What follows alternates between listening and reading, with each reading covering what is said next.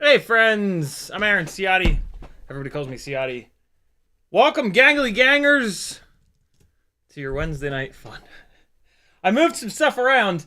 Look at me, I got the camera facing damn near perfect without even really checking it. Look at me go. Move over a little bit. There we go. Welcome to Whoop Wednesday. That was some 120 frame per second GoPro footage of last Thursday's RC Drift Night that I just took the Hero 10 and plopped it down on the track in a couple spots. That was the first little spot that I put it. I've got like 4 more, and I just dropped them into Premiere to see what they looked like at 25% speed since they're 120 frames. And yeah, they're pretty cool. I need to get closer to the camera. It was a little bit of an experiment, and yeah, I learned exactly what I needed to learn. I left the camera on like wide, and I should have put it to linear. Although that doesn't use the whole sensor. I mean, you can kind of do the same thing by just cropping after the fact. But you know, such is life. I've got a little mess over here on the workbench that I was just cleaning up as the song ended there. So yeah, that's I don't. Hi. This is also a Q&A. Oh hey, so viewer's choice tonight.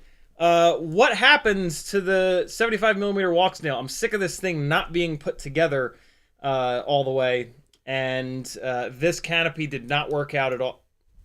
There's pieces falling off the damn thing. Yeah, this canopy did not work out at all. I'm gonna put up a poll.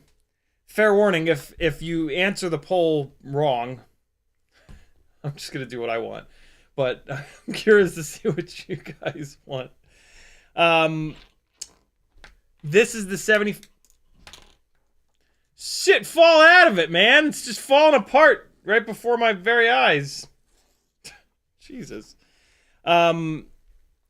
This is the 75mm Walksnail build. Tonight we are either going to put it into another Mobula 7 V4 frame that's got the 0802 snowblowers on it, and we will put a clear a clear Mobula 6 canopy on it. If we do that, it will be a freestyle capable build. Basically, so here's what that'll look like. It'll be like a 75mm ghostly build, right? On the white motors too, which it'll be super cool. So we're either gonna do that, and that will then be a freestyle jungle gym bashing outdoor. Can technically do indoor, but you know it's gonna be heavy. It's gonna be powerful build. Or we're going to do a cinematic build with a Fractal 75 frame. And yeah, we'll use the same Mobula 7 V4 ducts that are on this frame. And that build will be a... Okay, so this build, in order to get the ducts out of view, it's going to have to be higher up tilt. It's going to have to be 20 degrees up tilt, let's say. So it's going to be a nose down, fast, cruisy, like I said, outdoor jungle gym basher kind of build. The reason why I'm calling the Fractal version of this a cinematic build is because having the camera up front, there's going to be no ducts in view. So that build, technically speaking, we could take and chase drift cars with. But here's the caveat. I don't like the way that the Fractal camera mounts work. They're very flimsy. They don't hold the camera straight. We're going to actually talk about that in a minute, though. Yeah, here's so I don't like that with these, but there's potentially a solution to that. The main thing, though, is that the Fractal builds make less thrust because there's more obstructions on the bottom to block thrust. They're heavier, so you're going to get worse performance, worse runtime, but there's no ducts in view. And they're going to be harder on the motors, but we should be okay if we do that because this is going to be a cinematic build, right? So I'm very torn as to what to do. Like on one hand, I want to just throw it in this frame, and then I've got no ducts in view. I can technically use it for chasing the drift cars, but here's the thing: like the 65mm Walksnail rig is already tough to chase these drift cars with. They are very nimble. They're very fast. There's a huge difference in the analog 65mm Fractal build, and which is already a heavy analog build, and the 4 gram heavier, I think it is, Walksnail 65 build. And yeah, it is significantly easier to stay on the door of these little RC drift cars with the lighter weight build. It has nothing to do with the Fractal frame. It has to do with the fact that it's 4 grams lighter, and 4 grams at like 20, from like 22 grams to 26 grams. Yes, 4 grams is not a lot, but good God, is it a lot at when you jump from those numbers, right? You got to think of things in percentages. 4 grams from 600 to 604 grams, you're never going to feel that difference on a 5-inch rig, right? On a tiny whoop, from 22 grams to 26 grams, you're absolutely going to feel that difference, right? That's like a 20% increase in weight. So to put this build into the Fractal frame, it's going to be even harder to chase these RC drift cars, at which point, what's it for? It's not for jungle gym bashing, because this frame is going to be really hard on the motors, and it's going to be heavier, it's going to have less thrust, less runtime, right? So what's it for? I don't know. Like, if we go that route and we build it like that, I'll just use it for a bunch of different stuff and see if it works. I mean, unfortunately, I won't have a regular build to test it against. I'll just have to, like, think, like, okay, with more power, more runtime, would this be better? And I have a feeling that the answer to that is going to be yes, because I've already done an analog 75mm build in this frame with these 0802 27,000 kV motors, and it's great. And I have it motor limited down a little bit because that's on the 27,000 kV version of these motors. And I have it motor limited down to basically be 25,000 kV. So if I do the Fractal build, I'll be adding weight over this, and the motors are only 25,000 kV, so it won't perform as good as that rig.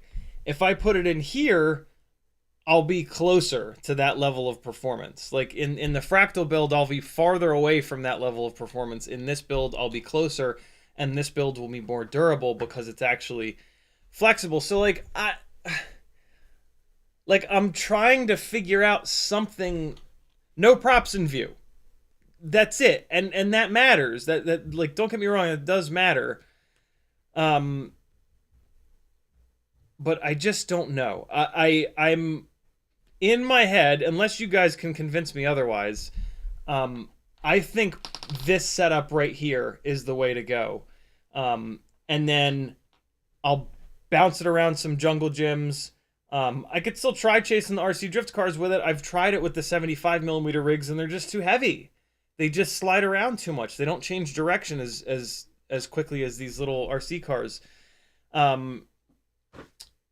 So yeah, I'm a little torn as to what to do.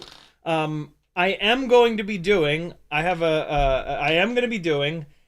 65mm Fractal Walksnail build for sure, because that's really what I want to chase the RC drift cars with. In a second here, I'm going to play the finished version of the Walksnail edit, drift car chasing edit that we've been working on here and there. It is done, I think.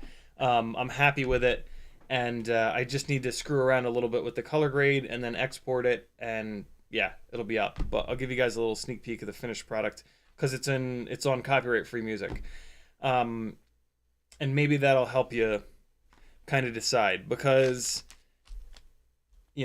some of you have seen the analog 65mm drift edit, and just you've seen me chase these drift cars with the analog rig. I had to work really hard on this edit to cut out all of the elevation bounciness and all of the times that the drift cars just disappeared, and I couldn't stick with them. I really noticed it in the edit. I had to work a lot harder on this edit than with the analog edit because my flying just wasn't as good.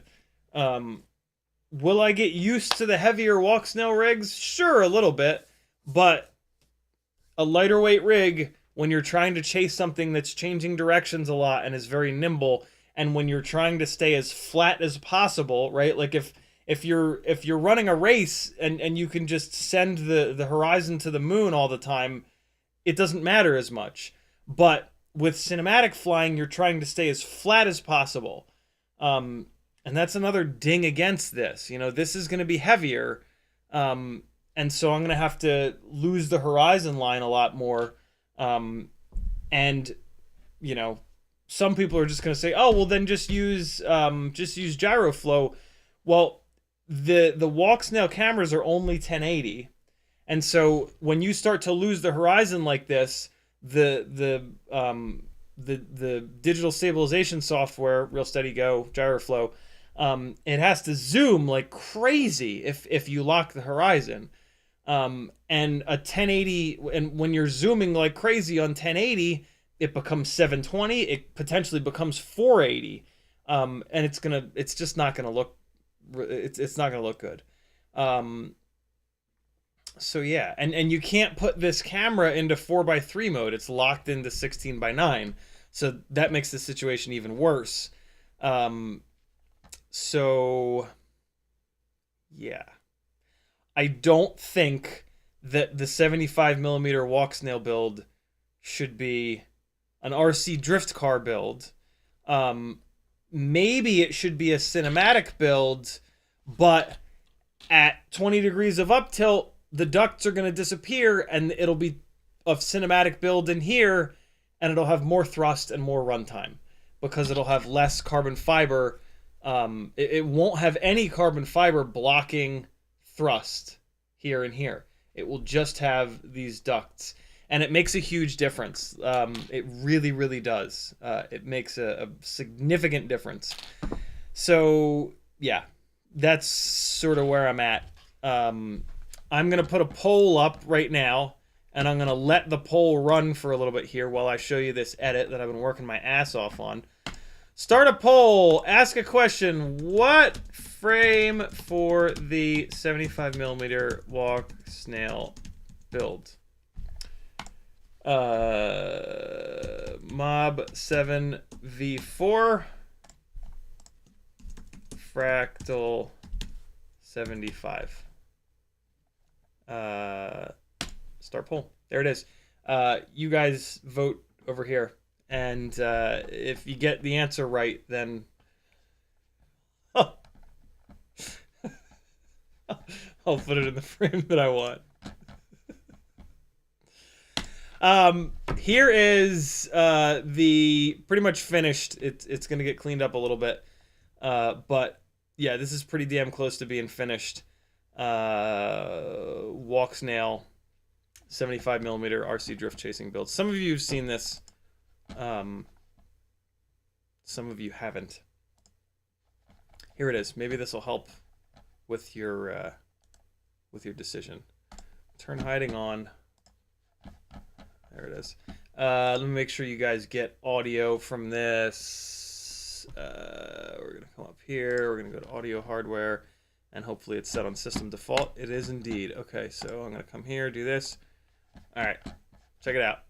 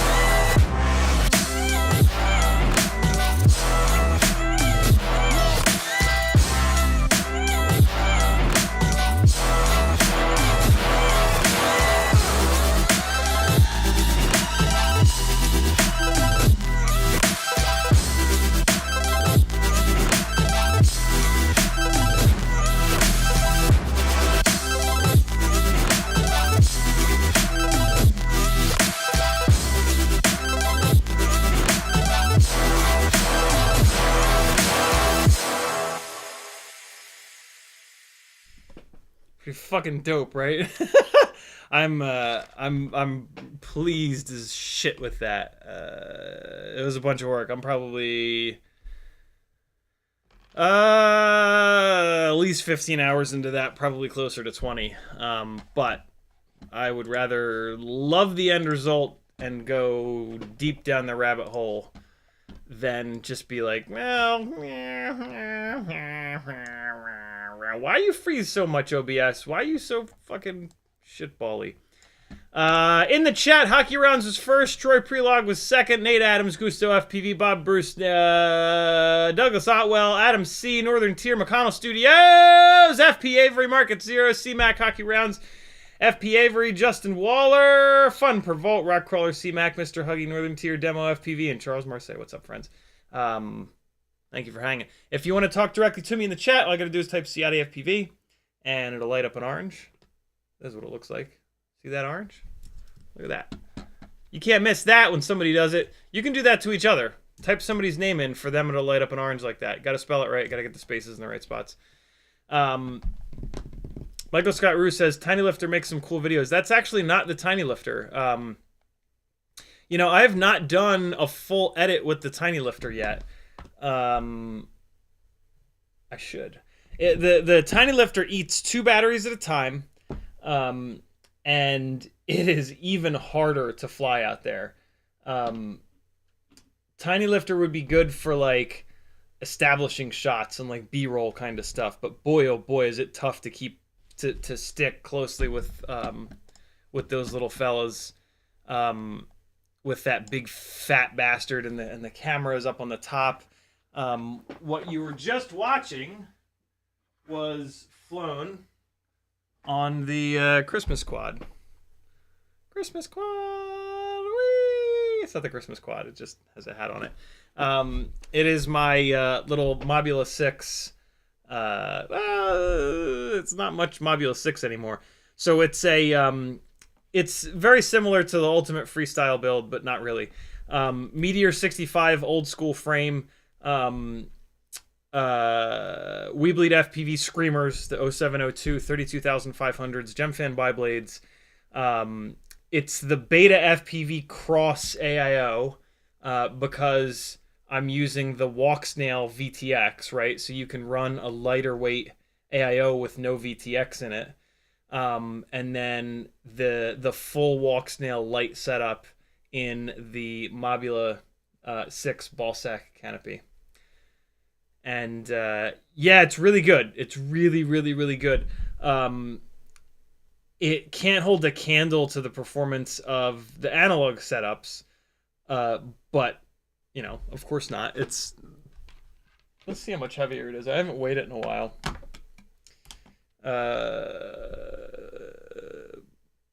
Yeah, it is so much harder to fly than the analog rigs in that setting.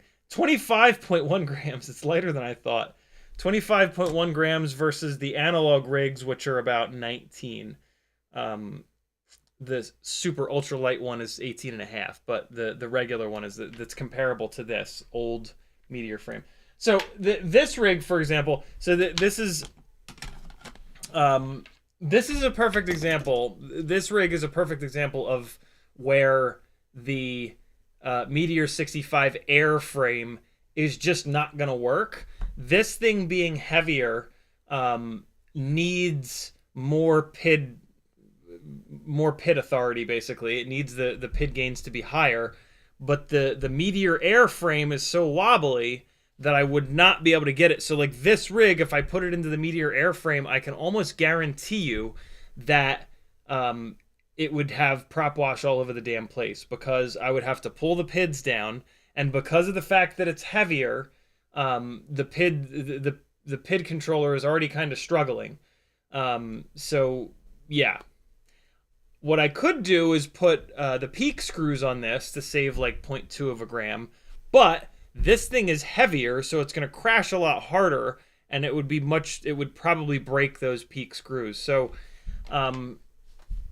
yeah, dragging around the Walksnail system it's going to have a big effect on performance with these things. It just sort of is what it is. The performance is okay. You know, I'm saving as much like this setup is kind of optimized at this point. Like I don't think it's going to get much better. It's got the lightest weight propellers to help with the response time and to help with the PID loop. That make great power on these really high kV 0702 32,500 kV motors. There's not a motor out that makes more power for being super lightweight than these, right? So like the motor and propeller combo is optimized. The frame is about as light as it's gonna get, but still stiff enough to let me have decent PIDs, right? The only lighter frame than this is the Meteor 65 Air, which we just talked about, and the Happy Model frame. The Happy Model frame is just impossibly fragile, so that would not be a good choice. And I would probably have problems with wobbling and the PIDs and whatnot. This camera mount is as light as it's gonna get, and it's nice and strong. And then the AIO is as light as it's gonna get. It's the Beta FPV cross style AIO that all the racers run because it's light. So yeah, this thing is kind of done, and it's really fun to fly around. It's really fun once you're on ELRS and you have a good transmitter link to also have the power of Walksnail to be able to see where the hell you're going, which is kind of what I'm excited about with this build in the plastic frame. Yeah, flying it outside, jungle gyms, that kind of stuff.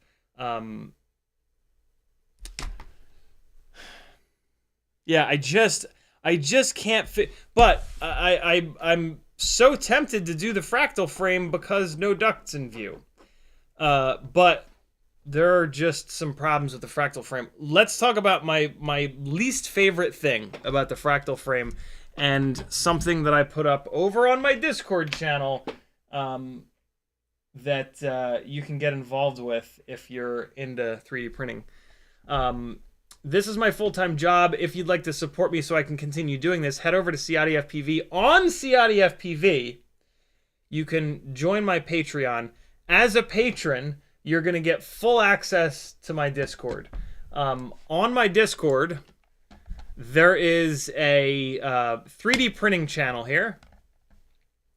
And in the 3D printing channel, last night, in the middle of the night, when I couldn't sleep, as always, I put up a design and print challenge, and I tagged the patrons so that they would get a notification about it.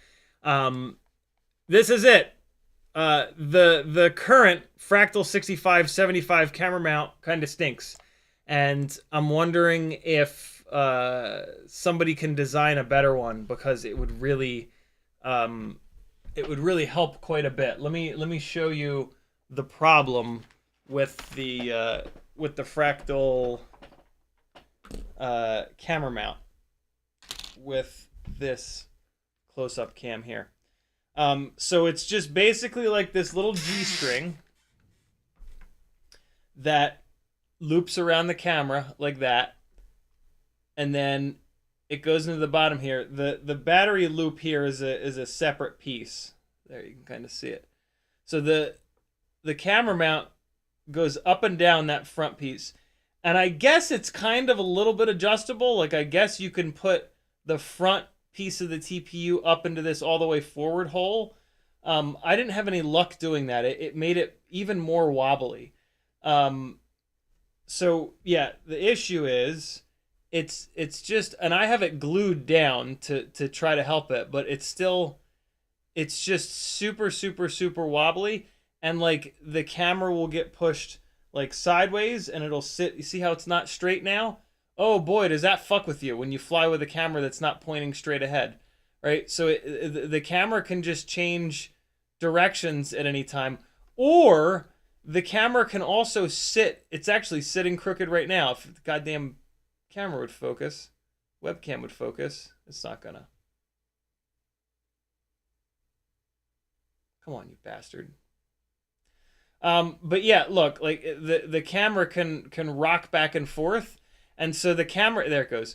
So the camera has a tendency to not sit flat, and when the camera is not sitting flat, man, does that screw with you too? Like you sit flat, you flatten out yourself in the goggles, and you're drifting sideways, and you're like, what the fuck is going on?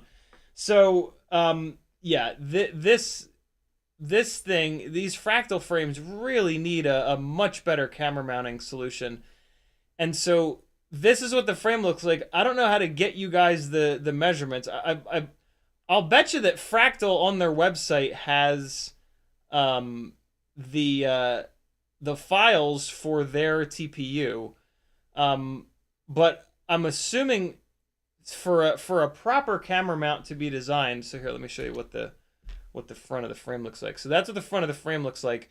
So I'm assuming for a good solid camera mount, we would want something that like extends out here. Oh, so here, this will help you as well.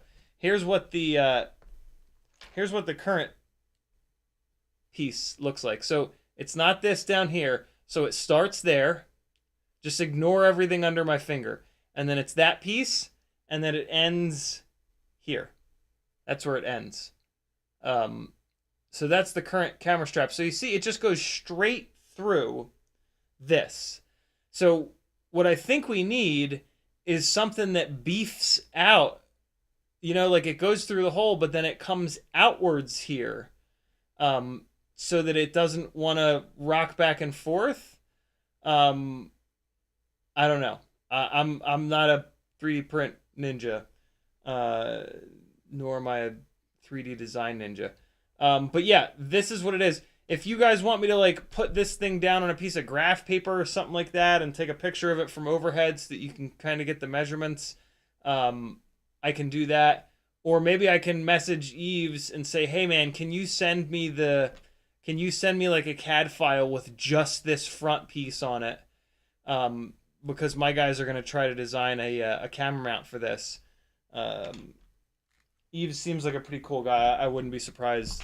I would definitely not ask him to send me over the entire file. That would be weird. You know, like, hey, send me the 3D 3D design file of something that you sell. You know what I mean? Like, so I can cut my own, because you don't know who the hell I am. I'm just some stranger on the internet. But yeah, maybe he's willing to slice the front off so that we can get the exact measurements from it. And then, yeah, I don't know.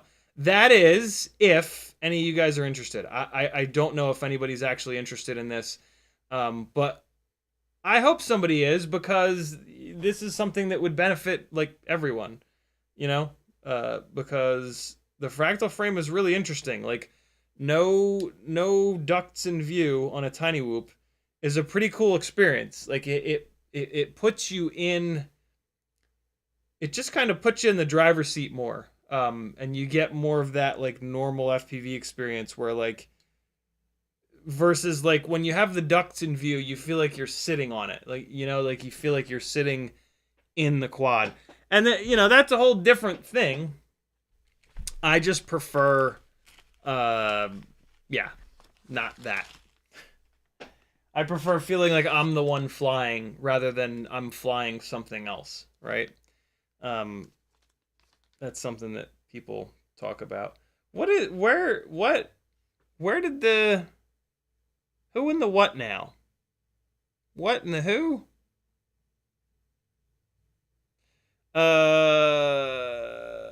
So yeah, that's where we're at. It looks like the pole is pretty close, which is kind of fun. This is for the 65mm fractal build, which I'm super curious about for chasing the little drifty cars, because I'm wondering if the camera on the 65mm rigs, well, on all of these, the camera is lower to the ground in the fractal frames. When you put the nose down, you start flying forward. On the fractal frame, the camera is very, very, very low to the ground, and that actually really helps me to judge elevation and shit like that, which is the most difficult part about chasing these guys, because like you want to be down on their door, but if you're down on their door, you're like a fraction of an inch off the ground, and the ground effect is really nasty, and that just means you have little to no room for error. So yeah, I'm super excited to do a 65 millimeter Walksnail light build, but my extra Walksnail light is tied up in this frame, and I don't want to just rip this apart. Like this is a full build, like it's ready to go.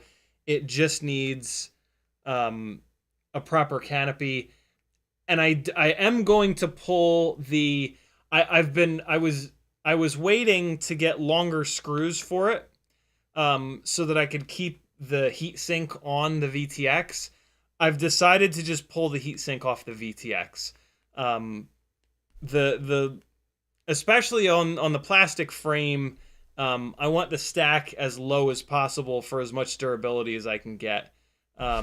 So yeah, I'm just gonna, when we pull this apart today to switch the frame, I'm gonna pull that heatsink off of the and I'll wipe the thermal paste off of the VTX, and we will raw dog it like the other one, which is a little scary. But as long as you're paying attention, as long as you like get everything ready and then plug it in, put it down, and go, it seems to be fine. So the poll is at 63% Module 7 V4, thank God. 37% Fractal 75. If Fractal 75 had won, I don't know what I would have done, because I just can't figure out what that build would be for. It would be for like slow speed cinematic stuff, but the 65 is going to do that. So it would be for like slow speed cinematic long runtime stuff. And like, no, I don't want to do that. I mean, I don't know. Like, maybe I'll do one of those someday. Like, I guess it would be cool to have like a tiny whoop that you could fly farther away, and it is on ELRS, so it'll have good range. But I'm pretty sure I'll be able to fly it pretty damn far away. On the well, yeah, you know, that doesn't make any sense. Like, if you're trying to go far away, you're not going to want to go slow. Like, all of these tiny whoops are so slow as it is that, like, if you're going to go slow, it's going to be to chase these little RC drift cars. If you're going to go slow, it's going to be to go through, like, a really tight little path slowly. You're not going to want to go long distances slowly. That's going to be boring as hell. You're going to want to go long. When you want to go long distances, you want to go fast. And that's what this is going to do much better. So, yeah, it's the Mobula 7 V4 frame. I'm going to end the poll. Poll ended at 60-40. So you guys got the right answer. Good job. Can anybody think... The 40% of you that voted for the Fractal frame, you just wanted to see me do it because it's different, didn't you? Be honest. If not, like, what are you thinking? Like, what would that build be better for? Just not having ducts in view? I'm with you there. I get that. I don't want ducts in view, but in order to get no ducts in view, you got to give up a lot. You know, this build I can bring to like a mall and just fucking rip around a mall, you know? And I'm going to be running it at enough up tilt where there really aren't ducts in view anyway. So yeah, there's that. I will say though, I am worried that I'm going to have to run tons of up tilt to get the ducts out of view. So if that's the case, I might end up switching it back. Well, not switching it back, but switching it over to the Fractal frame. When I look at this one, at this up tilt, this is probably about 10 degrees of up tilt here. Not much, right? That's pretty flat. Put it up against my forehead. You know, that might even only be 5 degrees of up tilt, right? At this amount of up tilt, there's just a little bit of duct in view. You guys, it was in that edit that you just watched. Like, did you notice? Did anybody actually notice that there is a bunch of duct in view? like when you're not looking for it, it really kind of disappears. Right? Like look, you can even see on this side the whole duct is in view. Look, you can see under the duct. But like, you know, they're black ducts and they just kind of disappear. Which has me thinking like, do I really want to do this build in a white frame? Because like the white ducts in the bottom is going to be much more obvious than the gray ducts. But at the moment, I'm going to I guess I haven't flown this on these motors. These are the Flywoo 1002 23500s on the Gemfan tri-blades. I'm really excited about these snowblower motors. I have not run these snowblower motors before. So while I'm tearing it apart because I have to pull the VTX out, I figure I might as well swap the frames. But I will also try it out in this frame. But I think initially I want it in this frame for the extra kV, 25,000 kV versus 23,500 plus this is going to be lighter on these 802s than these 1002s. So I want to move it over to this, and if it's like overpowered or something like that on this, I'll not really. I'll just get antsy at some point and I'll swap it back into this frame and try it on these 1002s. You know what it is? If I put it into this frame and these motors overheat, then I'll move it over to these 1002s. I'm not totally sure that these 802s with the extra 6 grams of weight are going to be able to stay cool. I've been suspect of these 802s on these big 75mm builds from day one, because 802 was a size that really was developed for 65mm builds, not 75mm builds. So yeah, if these motors are getting too hot, dragging around all the extra weight of the Walksnail setup and the 75mm frame and the bigger propellers, that would be my reasoning for going back to these Flywoo 1002s.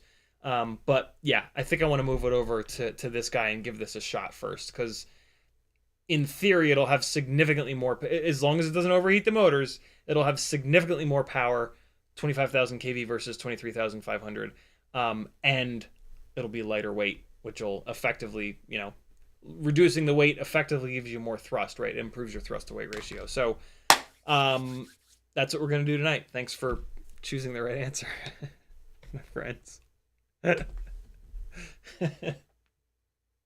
got it right, guys. Good job. Hey, look at this. New Gangly Gang stickers just showed up today, and they're glittery, my friends. Glittery, holographic, crazy ass Gangly Gang stickers. Wow, that camera does not show this well at all. Hold on. Let me try to get you a view of this that doesn't suck. There it is. Oh my God. Look at yourself now. If you have any of my stickers, then you've got a CiottiFPV sticker collection. You better complete that collection. If you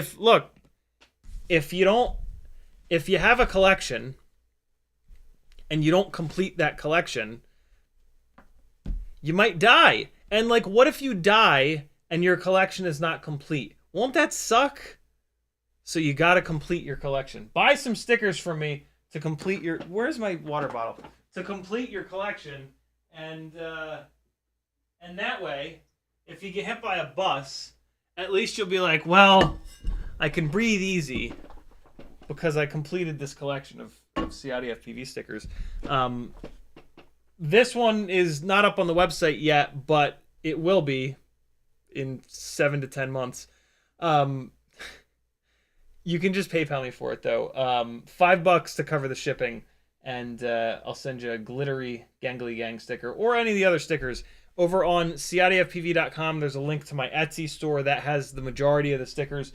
I think the only ones that aren't up there are this one, of course, because it showed up today, but also this Apple-themed holographic sticker. It's not the regular rainbow. It's the actual like Apple colored rainbow there, which is why it really feels like the old school Apple logo.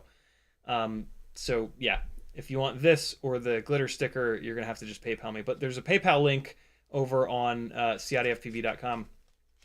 So yeah, $5 a sticker, just like it shows on Etsy. If you just want to PayPal me for them and just list out the stickers that you want, awesome. And put your address and any words of wisdom or just kind words in general. In the chat, you guys have been tagging me. Bob Bruce says, hello all the gangles this evening in CiottiFPV. Rockcrawler says, hey, CiottiFPV and Gangly Gang. Mr. Huggy says, you're gonna have to release this drift video. I am indeed. Northern Tier says, that looked really good. Thank you, dude. Charles Marseille says, how do you compare the skills needed for RC drifting versus real life drift? From the driver's perspective, that question reads to me like you're asking about the RC drift guys versus the real drift drivers. It's tough. So I can relate to that from SimRig versus doing it for real. And doing it for real, you have to get over the fear and the terror and the cost of screwing up. Like the money cost and the potential like bodily harm cost. But then what's nice about doing it for real is you have tactile feedback, and tactile feel. You have your inner ear, which senses G-force. So you can feel the car yaw, and you can correct the yaw to find your exact slip angle and sit it there. These guys driving the RC drift cars, they don't have the tactile feel. They don't have the fear, though, either, which is a really big deal. And nothing costs any money, so it doesn't matter financially. So that's a really good question. They have gyros in the cars that counter steer for them. So so that helps a ton, and that kind of negates the fact that they're not sitting in the car to feel the yaw. The gyro is kind of taking care of that for them. So they're using the controller and the throttle. They're mainly using the throttle to maintain the slip angle, and then they're using the transmitter to drive the car and to get closer or farther away from the barriers or the car next to them. I have talked to those guys. It does take them a long time to learn, and they do get a lot better. So my guess would be, it's like the word hard, right? That's not what Charles said. Charles said, how do you compare the skills? So there you go. I actually did exactly that. I compared the skills of one versus the other. So yeah, I'm not going to say that one's harder than the other, because it's so different. Like it's with drifting for real, it's hard to get seat time because it's so, unless you're independently wealthy. Even if you are independently wealthy, it's still hard to get seat time because there's not like a place down the end of your street that will let you do it legally, at least. So yeah, it takes a long time to get good at it in real life. It took me forever to learn car. So outside of drifting, when a car starts to rotate and yaw and not just go straight ahead, we call it car control. And we use it in real motorsports as well. Basically, like if you're just driving straight ahead and you just turn the front wheels are going to take all the load, and they're going to have to do all of the work to rotate the car. If you go into a corner really hard and you stand the car up on the front wheels and you get the weight off the rear wheels, you can get the rear end to rotate just a little bit, just like 5 or 10 or 15 degrees, just a little tiny bit. And now, once you have a little bit of rotation on the car, the rear wheels are doing a little bit of the work as well. The rear wheels are driving you into the corner rather than just the front wheels dragging you. They're not dragging, they're kind of pushing you along. So in timed motorsport or wheel-to-wheel motorsport, good drivers are drifting. They're not figure skating drifting. They're not drifting for show and scorecards. They're drifting to go faster. So yeah, it's something that I'm super familiar with, and yeah, I spent a lot of years getting good at and teaching and stuff like that. So yeah, it's a good question, actually. It's a really good question. Mr. Dud says, what would your ideal 65mm with HDZero be? It would be absolutely identical to this, and it would fly almost identical to this because it would be only 1 gram lighter, but the video would be significantly worse. I would actually not really do... I was about to say I would not do a build like this with HDZero because the quality of HDZero is not quite good enough. The reason to do a build like this with HDZero is actually for racing.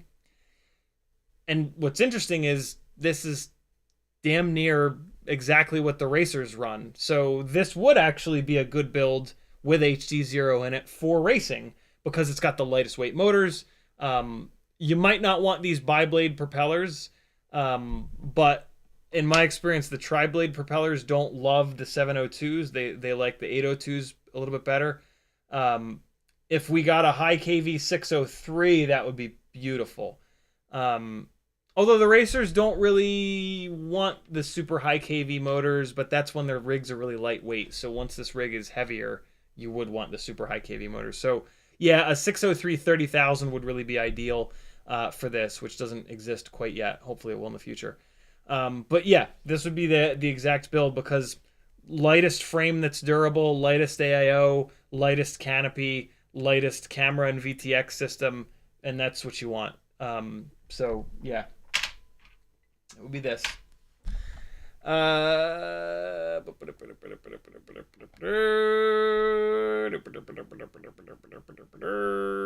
Lojo dropping the Patreon link. Thank you, dude. Patreon is the best way for you to support me. It's the closest thing that I have to an actual paycheck, and it's just like a monthly thing. So if you really want to, if you like these live streams and you want to see them continue, and or you like my edits, there's another one coming soon.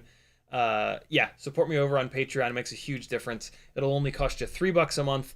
Although this coming Monday is a giveaway live stream. First Monday of every month, I do $200 to $400 in giveaways, and 3 out of those 4 giveaways are for patrons only. So if you join the $5, $10, or $20 tiers a month, you can get in on those giveaways. If you ever win one of those giveaways, it's going to cover your PayPal fees for like the whole year sometimes. So yeah, some people find it. Some people like gambling, but other people just, you know, have realized that for an extra $2, if they win, it pays for itself. So you can do that if you'd like. Pauly Shortcut says 75 would have bigger motors and props. Would it be better for longer flight or range? Since it's digital with no frame and picture, Mobula 7 would be better as a lifter. So yes, 75 versus 65 is definitely going to be better for more runtime and or more range for sure. Yeah, definitely. Whereas the 65 is going to be better for maneuverability and tiny little gaps, and yeah, so. Charles Marseille says, but very interesting answer. What were we talking about? Oh, yeah. Cold Front and Penguin says, how many diamond boards does it take for one to be not hard-headed and finally change strategies on flight controllers? For me, it took 1. The very first diamond board that I put in, when it was untunable, and I had tried every trick that I knew that has worked on every other rig, and I talked to a bunch of people that, you know, really know tuning, and we all kind of realized, like, hey, this is an electrical noise issue that on a tiny whoop you really can't fix. That was it. It was just like, nope, not playing that, not doing that. That's a stupid, yeah, that's a stupid road to go down.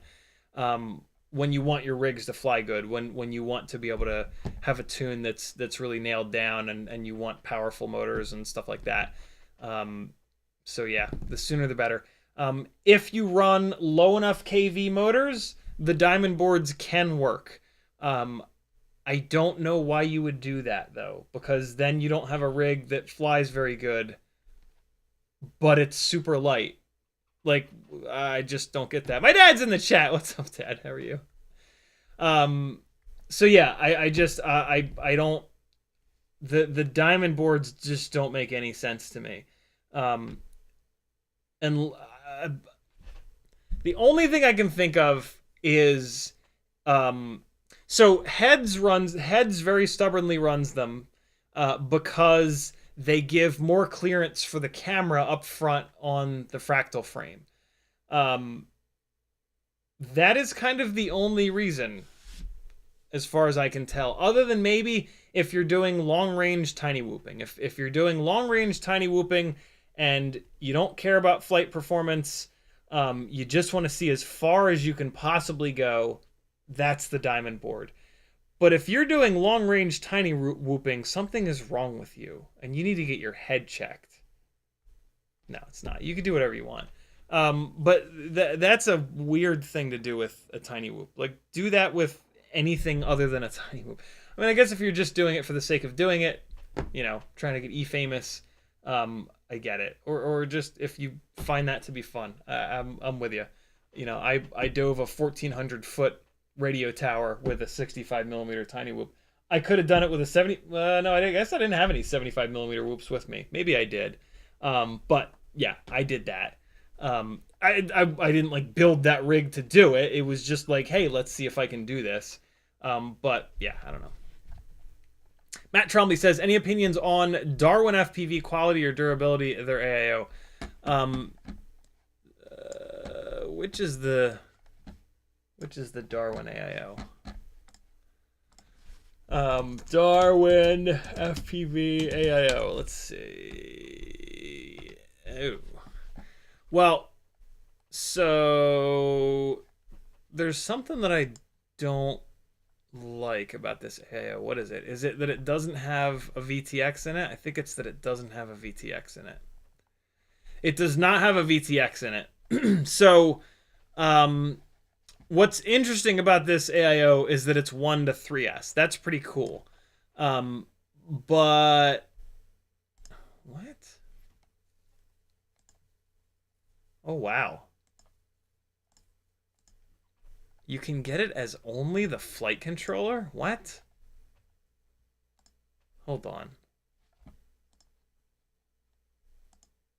Really?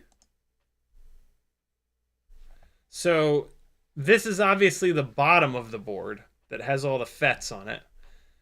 And then when I click only flight controller, now it's showing the top of the board. The price does go down though. Am I to believe that that they sell this thing? I almost want to say that that's kind of brilliant. I feel like the AIO for $39.20 is double-sided. It's got the ESC on the bottom and then the flight controller on top.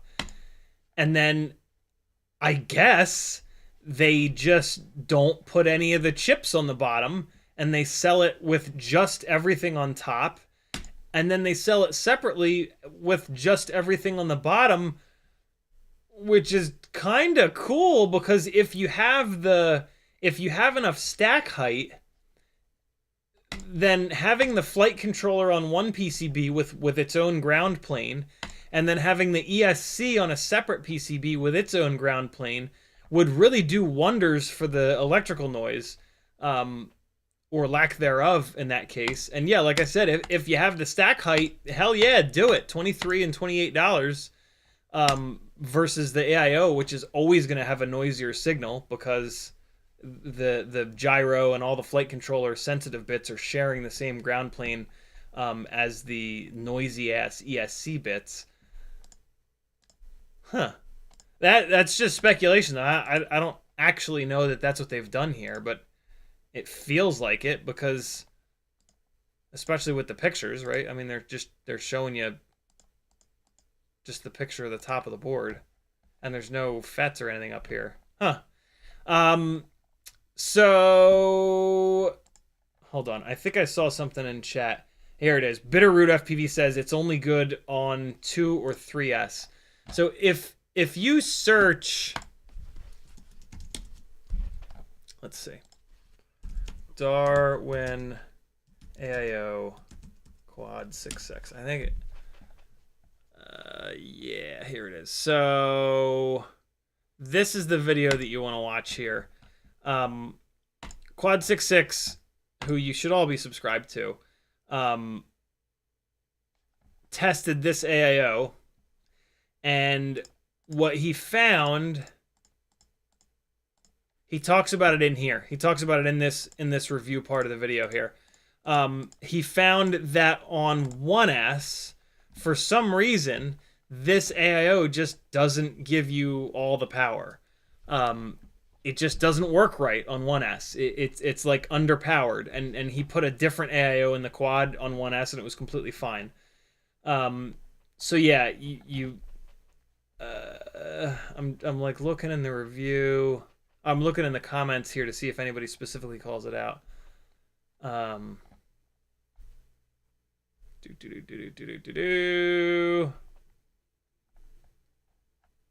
Yeah, I mean, I'm pretty sure. I'm like 99% sure that can somebody confirm that I mean, Bitterroot kind of already has confirmed this by saying it's only good on 2 or 3S, but can somebody just double check me here and make sure that I'm not wrong about this? But yeah, I'm 99% sure this is the review where he said, hey, this AIO is completely fine on 2S and 3S, but on 1S it just doesn't work right. Somebody will confirm that for me in the chat. So if you're doing a 2S or a 3S build, yes, this AIO is good. If you're doing a 1S build, it's just not going to work for you. Also, it doesn't have a VTX on board, and it's a full-sized, I guess it's undersized a little bit. It's a little bit smaller here, but it's basically a full-sized AIO. Also, it has the motor connectors in a little bit of a different spot, which might not work if you're trying to put it into a whoop frame. So yeah, kind of across the board. I mean, if you're 1S, it's not it. If you're 2S, maybe it might be okay for you, but I don't know. I'm cautiously optimistic. FP Avery says, any thoughts on the Neutron RC flight controllers for less than $30 on RDQ? Sounds too good to be true. I did not know that Race Day Quad sold those. Let's have a look. So the rig that we're going to be working on tonight is actually on a Neutron RC board. It is on their AIO, I think. Yeah, there it is. So this is the AIO that's on the build that we're going to be working on tonight, and it's made by Neutron RC. And I've heard good things about Neutron, actually. They make a lot of higher-end components for, like, big lifters and shit. You can see that here on Newbie Drone. Like, look at some of these... ESCs that they sell. $140, X-Class 8S 70 amp BL Heli 32 4-in-1. X-Class 50 amp 8-in-1 for $170. X-Class 12S 50 amp for $150, right? So they make some like really high-end components, which is kind of interesting. And then they make a tiny whoop AIO. So maybe... You know, look at these individual ESCs that are 70 amps for $50 each, right? I would kind of think that a company that's willing to make lifter stuff that's this expensive, it feels like they make higher quality stuff. Good Lord, look at the prices on these though. So yeah, Newbie Drone does not have their super cheap stuff. They've got some less expensive stuff, 70 bucks, 146. Oh my god, I'm not sharing my fucking monitor.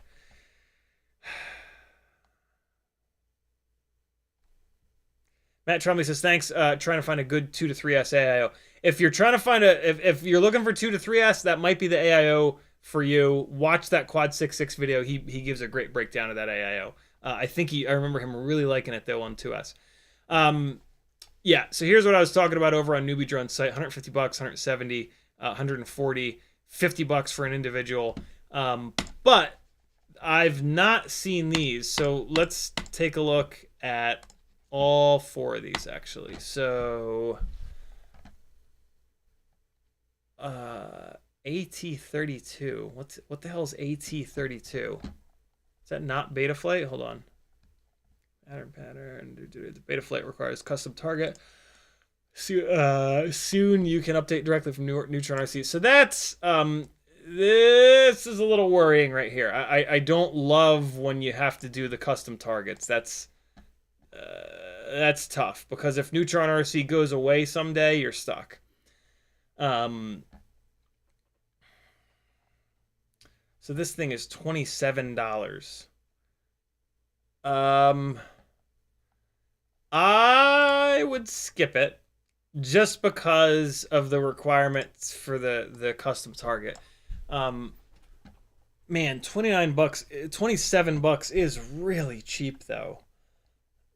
But yeah, I would still skip it. This is a weird bought together.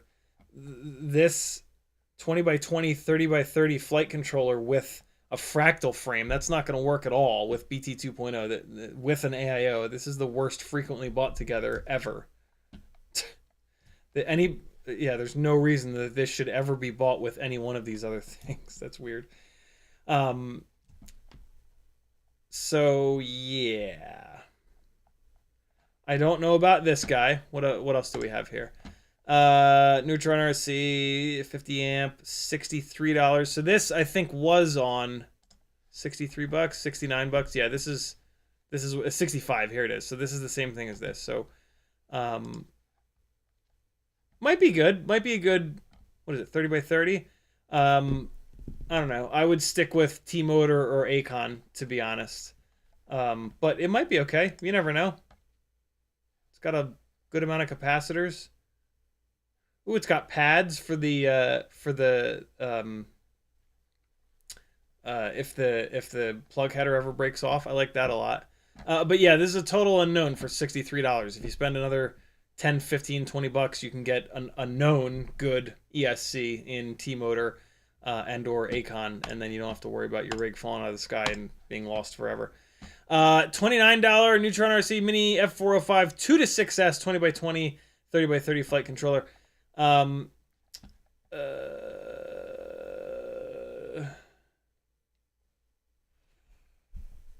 They don't specifically call out here that it needs a custom hex, which is great. Hopefully they didn't just not call it out. Here we go, support Betaflight Neutron RC F407. So it looks like this uses a regular hex from Betaflight rather. So that's good, and good lord, 29 bucks is really cheap for a flight controller. BMI 270 gyro, not my favorite, but definitely better than the ICMs. 20 by 20 or 30 by 30 mounting, that's pretty cool. Onboard OSD, great. It's only an F4 processor. That's why it's one of the reasons it's so cheap. If you're trying to save some money, sure. An F7 flight controller is not that much more money, but if you're building like a basher, hell yeah, go for it. If you're building a cheap rig to beat the hell out of, as long as it's decent quality, which my guess is that it will be, this could be a really good choice for you. If you're building something more cinematic or just something that you're not going to just pound the shit out of, then maybe spend a little bit more money on an F7 flight controller. There will be a point where the F4 flight controllers, and we're pretty close to being there already, just don't have enough power for the new features that are coming in future versions of Betaflight. So, this is gonna, but 4.2, 4.3, 4.4 fly phenomenal. So I don't think there's going to be any huge advancements. I think we've really found all the big performance advancements by now. And then there's an 8-bit. Jesus, this is cheap. 30 by 30 BLHES 8-bit 50 amp 2 to 6S 4-in-1 ESC. Lot of capacitors. $37 is really cheap. Really, really, really cheap. That's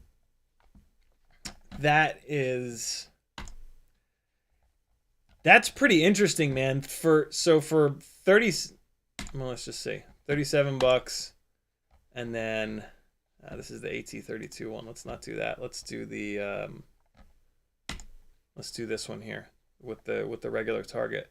$28. So $66 for a flight controller and an ESC for a 5-inch rig, right? 50 amp. That is pretty damn good. That is on par with Speedy Bee, which is pretty cool. So yeah, I mean, you'll be guinea pigging it, but thank you for guinea pigging it if you decide to go down that road. I don't know. Maybe the Neutron stuff is really good. My guess would be that it is good. That's just based around like feel and just looking at some of the other stuff that they're selling. But I don't know. Could be good.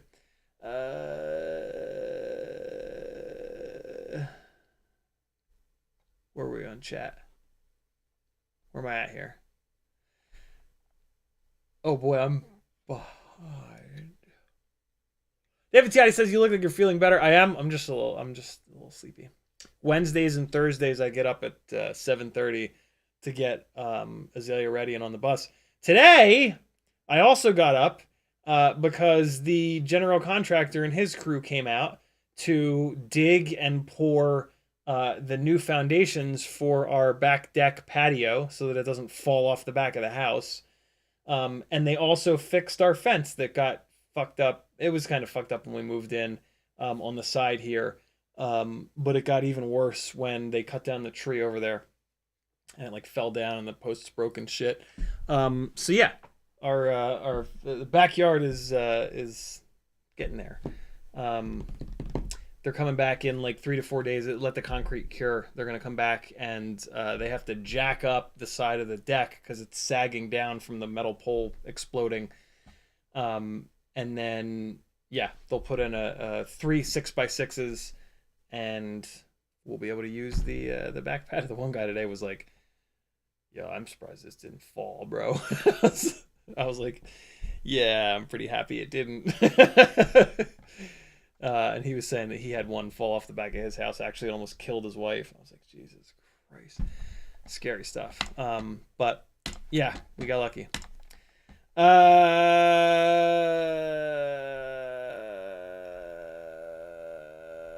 Liam W says, hey, CiottiFPV and Gangly Gang. Polly Shortcut says, what are some of the most reliable AIOs for a 2S HD Whoop economy, average, and top of the line in your humble advanced years experience, good sir? So here's what happens, Paulie. In the FPV space, manufacturers come out with a product and they, this is our new product. It's faster than the last one. It's great. And then 6 months later, when pretty much nothing has changed, they figure out one thing that they can change, that they can update on their AIO or flight controller, ESC, whatever motor, and they discontinue the old one and they come out with a new one and say, it's faster and better than the old one. You guys gotta all buy it or else you're gonna be a shitty pilot forever. And then 6 months later, the same thing happens. So I don't like get stuff sent to me. And I also don't like, I can't keep up. Really, in order to answer your question, these manufacturers would have to send me stuff ahead of time. I would have to be like right on top of it and like get it into like rip a build apart, get it into a build, get it up in the air, get it tuned, start crashing it, keep crashing it, to possibly within a 6-month period be able to say like, yes, this piece of electronics is good. And it just doesn't happen that way. Nobody sends me anything, so I have to buy stuff. I usually don't just like troll and buy all of the new release stuff because I just kind of can't. Like, you know, live streaming, unless you're one of the top 100 in the world, is not like, you know, none of us are independently wealthy. Frankly, it doesn't pay all that well. But yeah, I just can't afford to buy all the new stuff the day that it comes out. Sometimes, eventually, like you guys will get a bunch of the new stuff and you'll have an extra or something and you'll send it to me. And then it'll sit here for a little while because I'm like backed up on builds. And then eventually I'll build it. Usually by the time I've put it into a build, these asshole manufacturers have discontinued it. So like I finally start running it and it's like, oh, this thing is great. Sorry, you can't buy it. And when they like change something, a lot of times they'll change everything on the board. So it's like I can't just test one thing and be like, hey, Flywheel made a good AIO 6 months ago. The new one should be good too. It doesn't work like that. Like they'll make one ESC that's totally fine, and then they'll make an updated version that catches on fire, and then the next one will be fine, and then the next two will catch on fire. It's incredibly frustrating. So, and the other problem is that I don't really do the 2S thing. Like I did the 2S thing 6-7 years ago, but I have been 6S for 5-inch rigs, 4S for micros, and 1S for tiny whoops for a while now. The only 2S setup that I've got is the tiny lifters, and when you're building a tiny lifter, you don't really have any options. Like you have to run the Newbie Drone V3 board. It's just the only one. So I have no answers for you, especially because I don't love the Newbie Drone V3 AIO. It's the best that we've got, and it's shockingly decent, but the image through the OSD chip, the proprietary OSD chip that they use, is not the best, and they just kind of act weird sometimes. So yeah, I don't have an answer for you, Paulie. I apologize, brother. I'm just not in the 2S world. Quad 66 is though. So subscribe to Quad 66 and start watching a bunch of his old stuff. He's been building 2S toothpicks for a while now. And he does a really good job testing stuff and actually like flying it and crashing it.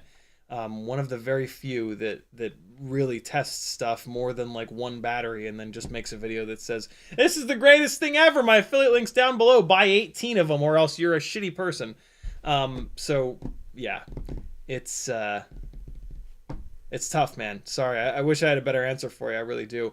That Neutron, not Neutron, the board we were looking at earlier, though, the 1 to 3S board, that might be your best bet. Liam says, I literally broke a motor shaft in half today. How bad of an idea is it to super glue it back on? Top 1mm part of a 702 motor broke off the internal 1.5mm part. CiottiFPV and everyone. Don't even bother. It'll just break immediately. Like, you won't even get the propeller onto it without it breaking again. Yeah. Like, they're weak when they're, like, new.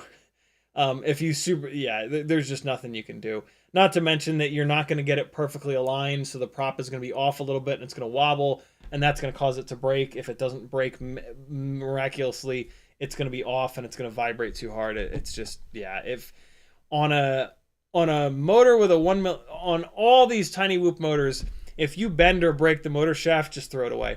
Maybe pull the bell off and save the stator, and in the future you might have a rig that you fuck the stator up on and you can swap them. But yeah, there's no fixing them. Matt Trombley says, then we got that. Metal Ritzon says, from what I've seen, nobody runs 4-in-1s on X class unless it's one of those rigs with 8 5-inch motors. I can see that. Yeah, a lot of, not a lot, but a bunch of people are running 4-in-1s on big cinematic rigs. X class, you're like really hammering on the throttle though, so I can see why that you might want to do individuals on those. CMYK says, what's up? Freeloader says it's AT32, not STM32, and I think it gets support in Betaflight 4.5. That's really cool. I was totally getting those two mixed up. There's my dad shilling for likes. Hell yeah, I taught him well when it comes to YouTube, I guess. But he taught me everything else, though. Veritas Sousa says, you should have the concrete guys put you on a couple of landing pads. I talked to him about an awning on the driveway. He thinks an awning might be overkill. And he said it would be easier just to do like, so that our driveway, there's a walnut tree, and it drops walnuts so hard that it dents the panels on cars, and so we need a roof of some sort in order to be able to park cars in the driveway. So I was thinking one of those like awnings that you see at like bars and restaurants to provide shade, but it's pretty wide. So he said like that would be really rough, and the HOA would probably not approve it. He said an easier bet would just be to put 2 posts in the ground and then just do like a little, thing, acorn blocker, basically. And I was like, any rough idea how much? Because maybe we can roll that into today, because I know you'd have to pour concrete. And he's like, yeah, it'd be a lot more than what we're doing, like probably 2,500. I was like, okay, 2024 it is. So, yeah, we stopped at the concrete pads for the patio deck and the fence repair. I hope the fence repair wasn't too expensive. But yeah. Cold Front and Penguin says, last question, I swear. I have a newbie drone Mosquito XL frame, and I'm conflicted on which motors to use running it on 2S. I am not a toothpick guy, unfortunately, Cold Front and Penguin. I flew toothpicks 6, 7, 8 years ago. That was like my very first rig was basically a toothpick. It was before we'd come up with that name. And for my first like year and a half, 2 years, I flew thousands of batteries through that. And back then I knew all of the motors, I knew all of the sizing, all the KVs. Since then, everything has changed. I then moved on to heavier, more powerful rigs, GoPro carrying rigs, and I've never gone back. Like every time I fly it, like I just kind of beat it into the ground, like that. The toothpick flight style of like no throw, but like ultra float. It's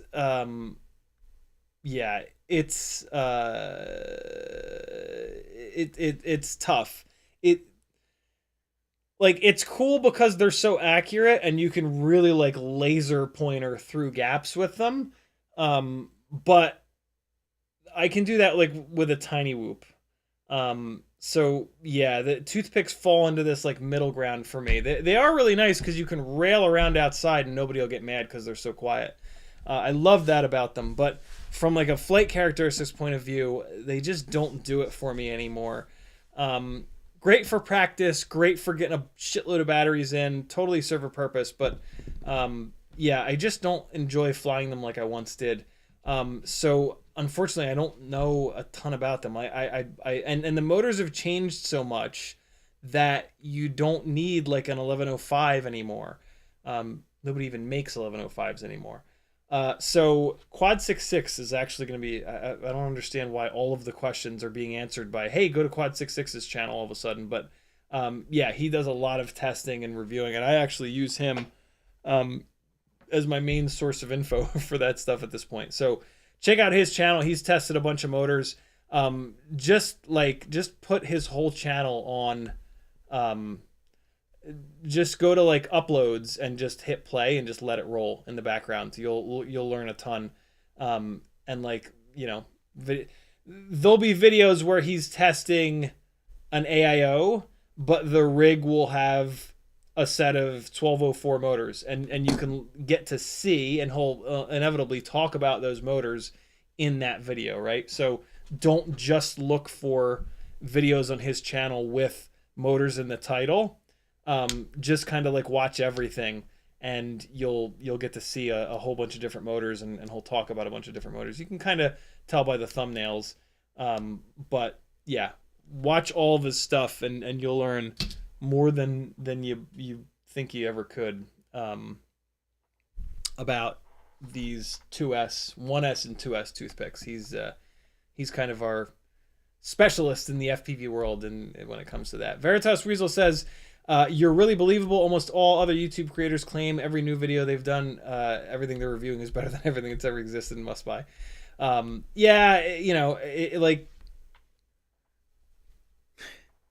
I've always been, FPV has always been on like an ultra budget for me, and part of that is not buying every single brand new thing, because it really has nothing to do with how good your footage is going to look and how good of a pilot you're going to be. Like, when you need to buy something, that's when you should buy something. You shouldn't buy something because it came out at this point. There was a point where that was true. There was a point in FPV where every single thing that came out was significantly better than what was currently available. But those days are long gone. I mean, those days, there's like, it's like years ago that was the case. Other than stuff like the more out of date, you know, so like Kiss, for example, right? Like, Kiss is so out of date and so old school that, like, to this day, when something new Kiss related comes out, it is significantly better, just because they're like so far in the past. But when it comes to Betaflight, no, it's not like that at all. You know, most of the stuff that I fly is like 3-4 years old. I don't really have many current or any current flight controllers or ESCs. I guess I have some current motors. But yeah, it's subtle improvements nowadays, other than the old, out of date flight firmware, like Kiss, for example. Veritas Weasel also says, I wouldn't put in an awning to deflect the walnuts. I would put in a trampoline and angle it so you can fire them at the neighbors who don't like people who fly FPV drones. My neighbors have been awesome. Nobody has said shit. I don't fly all the damn time outside, but when I have like a gig coming up, I'll be out there making all kinds of ruckus. Oh my god, it's 7:35 already. You know, I always say, like, the biggest value that I feel like I have for you beautiful people is answering questions. So I really do focus on the Q&A side of all these live streams. But I still I still do want to get something done here, and I do want to get this this rig up in the air. So, all right, we're gonna skip the Fractal stuff, which is great because I just don't think a Fractal 75 makes any sense.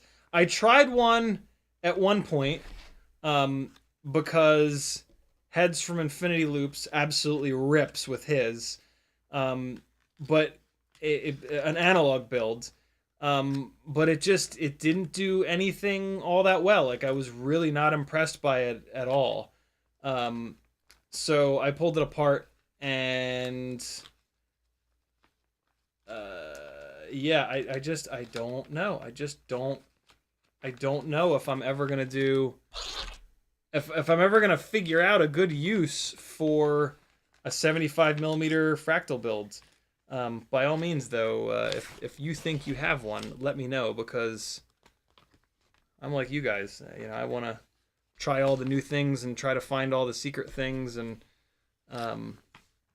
but you got to be realistic. Like, not everything out there is the best thing ever, and a lot of times it's just silly. What is this? This is a little bag with, I think these are the longer screws for the Fractal. They have to go through the bottom of the frame, They have to go through the Fractal carbon fiber frame and then the bottom of the ducts. So that's what that is. These are for the smaller batteries, and then this is the one. This is the TPU for the 75mm Fractal. Okay, so that's good to go. And then I think, what's in here?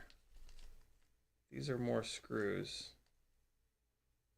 And a little plastic piece. What the hell is this? These screws are too short for a Fractal build. What is this broken? Oh, this is from the HDZero canopy. So I don't know what these screws are for. I'm not going to put this back in the bag. I'm going to leave this out. Got a little nut grabber here. And then let's just put these things aside. This is for this. Okay, cool. All right, so yeah, the Fractal 75 is going back up on the shelf. And at some point, I'll figure out what the hell to do with it. Maybe. Maybe not. I don't know. I just don't get it. I'm super curious as to whether or not somebody will think up of a camera mounting solution for these Fractal frames. I would love to do that on the 65. Charles Marseille says, what you give us patrons is honesty, educated criticism, and consistency. So glad you can and do. Keep it going. Thank you, brother. Thank you for allowing me to keep it going by being a supporter. That's super, super, super cool of all of you. It makes a huge difference. You know, this is like...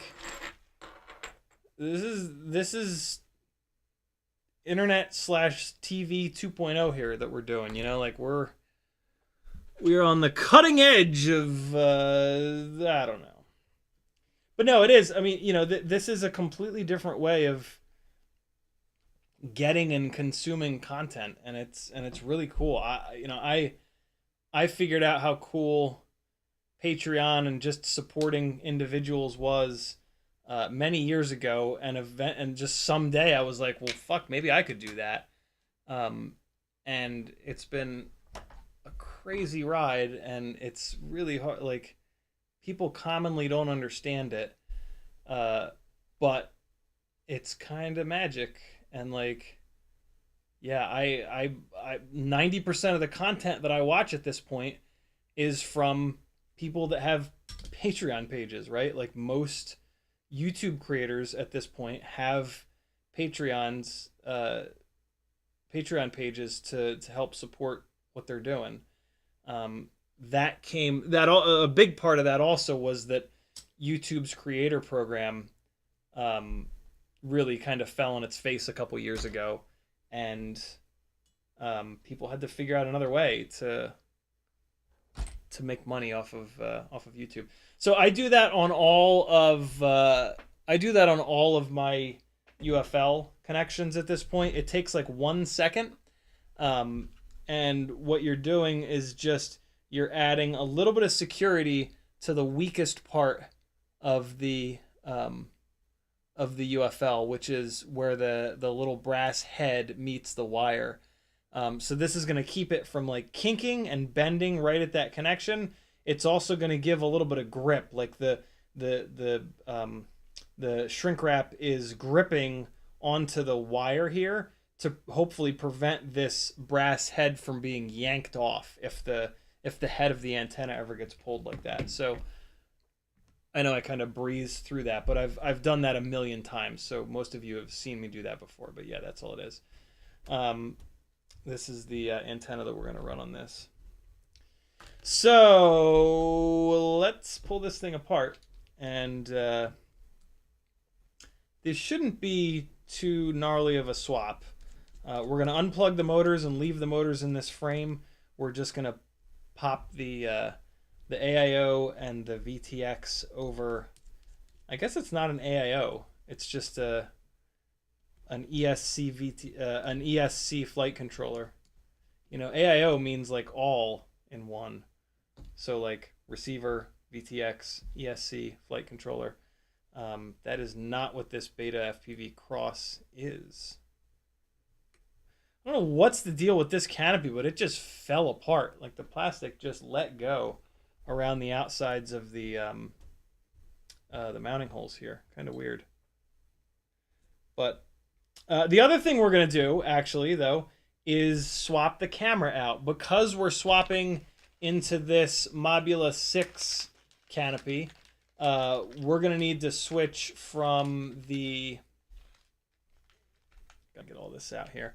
We're going to need to switch from the regular camera here with the screw hole mounting to the ultra lightweight camera. And I'm also doing that to save a little bit of weight. So that'll be nice. All right. Let's get these motors unplugged. Always try to unplug your motors from the connector. Don't just pull on the wires. I mean, in general, in all things in life, try not to pull on the wires. It's a lesson my dad taught me really early in life that I'm sure I didn't. I'm sure I ignored that lesson for many years, but eventually I ripped a plug off of something and went, oh, okay, now I get it. But yeah, pull these out at the base. Just get a pair of really skinny angled tweezers, and then you can just slot them into there's a little lip on the plug here. You could just slot them in and then just leverage it off. And that way you're pulling on the connector. The way that the wires mount into the connector is somewhat secure, but it's not the greatest. So do yourself a favor and do it the right way. All right, so let's pop this whole Magilla Gorilla off of here. And then we will swap the camera and swap some other stuff. Okay, so this BT 2.0 lead is, of course, going to be a jerk. Oh, no. It was actually quite easy. Cold Front and Penguin says, I was recently a patron for 2 months, and my wife found out, told me I was stupid, asked why I'm giving money to random YouTube channels, and made a scene, and I stopped payments. Do I divorce her? No, you do not divorce her, Cold Front and Penguin. You have conversations with her. You have adult conversations with her, and you explain that, I don't know, do whatever you want. You definitely do not divorce her, though. Do not do that.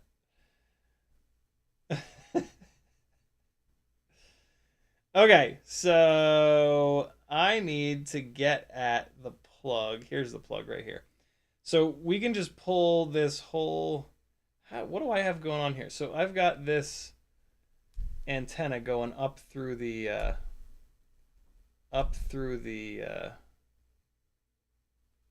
canopy here, but this canopy is coming off. So let's get rid of that. Oh man, they've got this liquid electric tape down. God damn it. So this just got a lot more difficult. Let me take a look with the... Oh, gross. Yeah. So this connector is going to be a bastard to get off of here. It's the smaller connector. Okay, so... let me just pick at this with my fingernail real quick here to see if I can get this. This isn't liquid electric tape. This is much hard. It looks like liquid electric tape, but it is much harder. Oh, no, it's not. It's liquid electric tape. And I got the one side off already.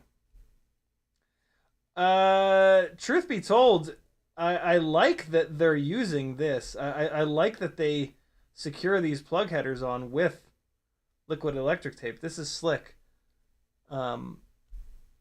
Most people are not going to change the camera out, and this will...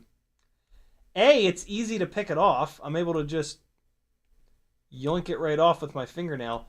But B, if you never change the camera out, this would absolutely keep the camera from coming unplugged. So, kind of into this. Okay. Let me just jam a pair of tweezers under here and pop this connector off. I don't want to just yank on the wires. And there's kind of a little lip on the front here I can sort of get at. Got it. Okay. You could see the liquid electric tape kind of hanging on there at the end as I was peeling that guy off. So now we're going to get this on here. And it's just a matter of plugging it in. But I do want to make sure that the liquid electric tape is not going to get in the way. It's good on that side. Is it good on this side? Yeah, I think so. Cool. Should be fine. Let's try it, see if it snaps in there. These little connectors are, I don't know. I kind of like the slightly bigger ones that are on HDZero. I mean, I know they're trying to cram everything in the world onto these little boards. So, like, they might not even be able to use those bigger ones. But, man, these little ones that DJI also uses, oh, boy. They are not, like, right now is where they suck. Like, this is just a big old shit sandwich, and we all got to take a bite. But usually, if you just keep trying, eventually you'll get it to snap in there. Let me, and then I need to, I mean, I guess I might as well do this now because I need to pull this little heat shield off here because it makes this board a little bit too tall, and the VTX is pushing into the AIO, which is no good. That is basically a hard-mounted gyro at that point. And yeah, that don't work. There we go. I got it. Okay. That's it. That's flat on the plug now. And I'm not going to liquid electric tape it because, like, it's a tiny whoop, for Christ's sakes. There's really no reason that this should ever get pulled on. I am making extra sure, though, that it's flat on both sides. A lot of times what can happen is these plugs will snap in on the one side, but then the other side won't be quite flat, and it'll pop off, but we're good. We're good in my case. I just looked at it flat with the 5X loop, and we're all set. So, now let's pop this heat shield off here. And I was having problems with it falling off before, so I should just be able to, I would think, unless that thermal paste has, like, dried or something and turned into an adhesive. Shit.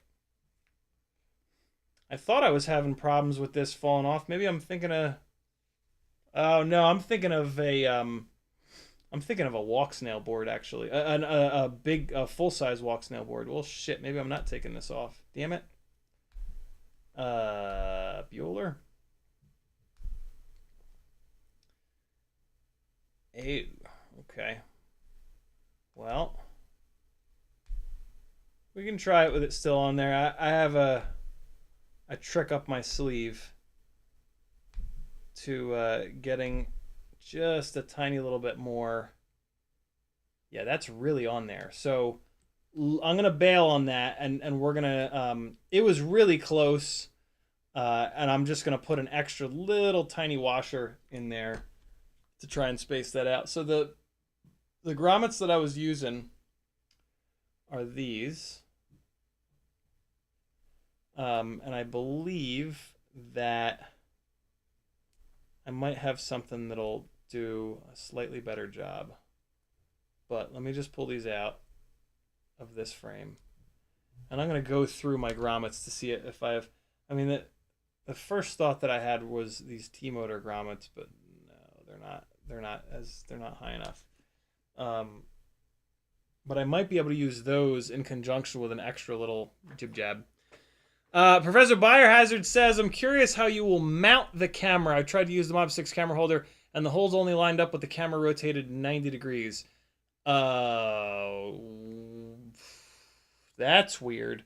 On the other Mobula rig, I have this exact setup, and I did not run into that problem.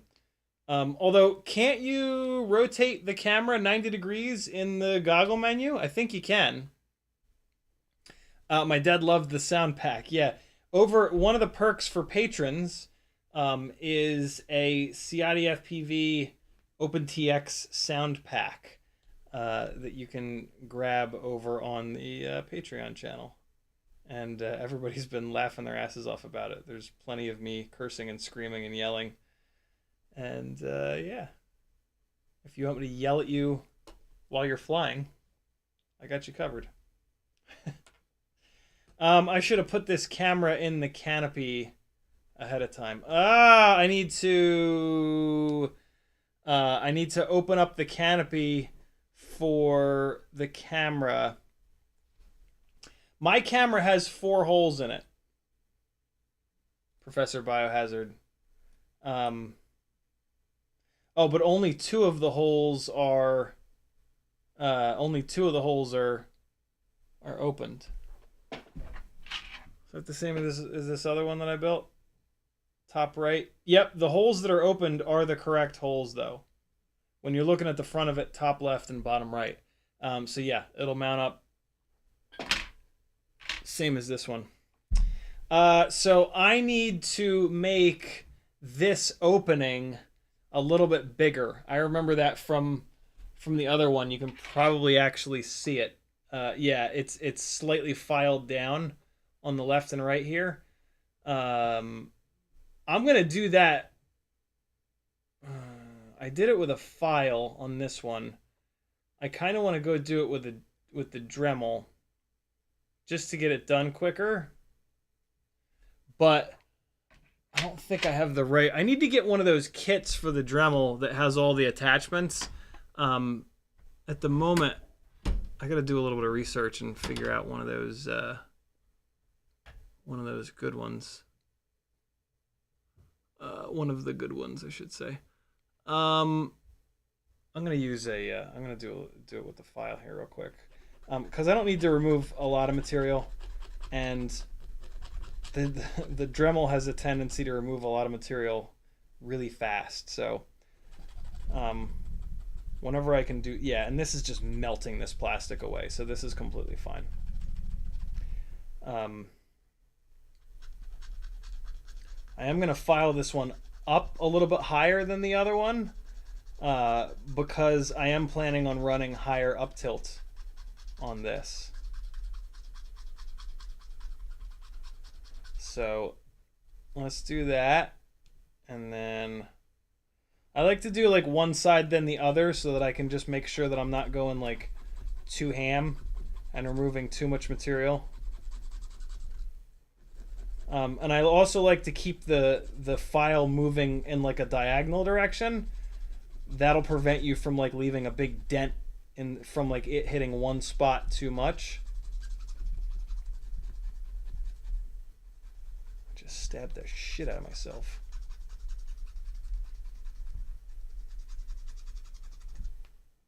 All right, that's looking good. Let's come back to this side for another couple seconds here.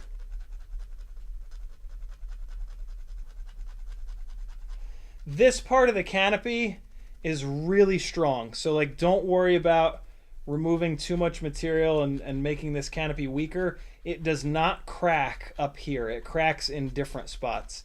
So I'm actually kind of like erring in favor of removing too much material right now, just because, yeah, whatever. I mean, technically speaking, we're making the damn thing lighter. So all right, and then one more time on the other side, and we're probably going to be just fine with that. It doesn't need much material removed. It like just barely touches. Man, I was hoping we'd be able to like get this into Betaflight and do all the setup things here, but I don't think we're going to be able to. I think we're going to run out of time. But I can at least get the mechanical stuff done, and then I'll handle all the boring setup shit on my time.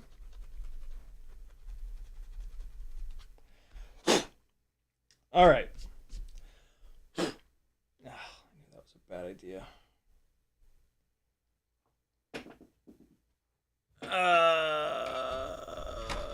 Professor Biohazard says, weird, my Walksnail 1S has the holes in the opposite corners. Guess they put it together wrong on mine. That sucks, dude. You should message them and be like, yo, what the hell? CMYK dropping the CiottiFPV.com link. Thank you, dude. Yo. Steven, look. Look what came today. Ooh, doesn't that look good? It makes it really three-dimensional. Really, really, really does. Next time I send you something, I'll send you a few, of course. If you guys ever need graphic design, CMYK is your man. He does amazing work and is a pleasure to work with. Hit him up. Let him design something for you. You'll love it. All right, let's get some of these mounts on, and we will snarfle the Garthog. That is from... Who knows what that's from? Who knows what Snarfle the Garthog is from? Dad, I'm assuming that you know. Maybe you don't. Maybe you don't remember. I think you remember, though. I wonder if anybody else knows. Oh my god, my dad got it right away. He remembers. Conehead, man, I remember watching Coneheads the movie a bunch of times. I think my parents really liked it. I don't know if my mom really liked it. I'm sure that my dad did. I think my mom liked it too, though. I think I remember us watching that as a family. So the little conical screws are the ones that go up in the corners. And you are threading this little black plastic piece. So make sure that you push really hard on the head of the screw and really give it some oomph because you're driving it through there. So that's how that fits. That's how that little plastic back piece fits. All right. See that? And then the sides of this have screw holes that mount into the canopy. Let me give you the ultra close-up camera, and this way I can scream and yell about it not focusing. So that's how the little plastic back piece goes. And there's how the screws go up in the corners.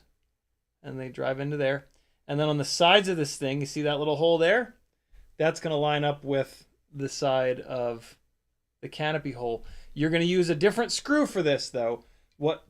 For what we just did, we used these little conical headed screws. See it?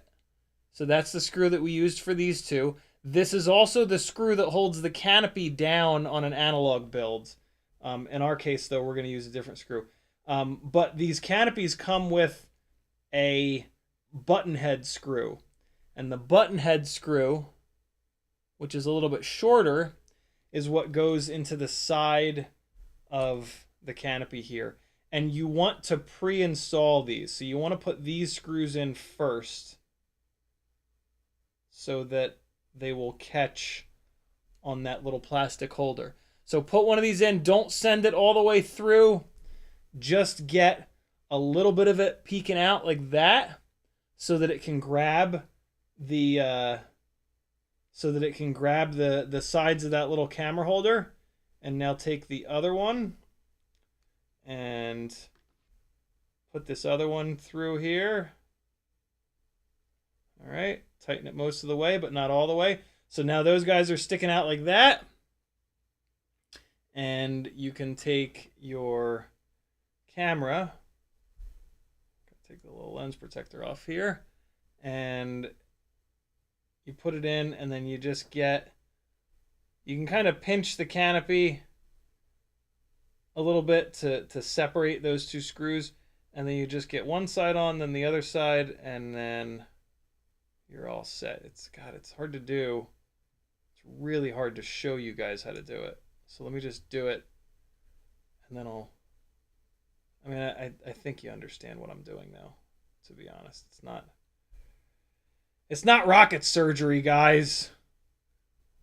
It's not brain science. Well, I guess brain science is a thing.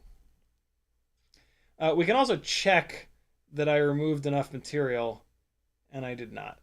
I did not remove enough material here, which is why this is fighting me. So I need to break out the file again. God damn it. All right, hold on. Like Mika says that this process here is much easier with the clear canopy. I never thought about that, but damn if that ain't true. Oh my god, has this camera looked this ass the whole time? What the fuck, Logitech? What are you doing? Why are you so bad? Tell me it hasn't been this out of focus the whole time. If so, I dearly apologize.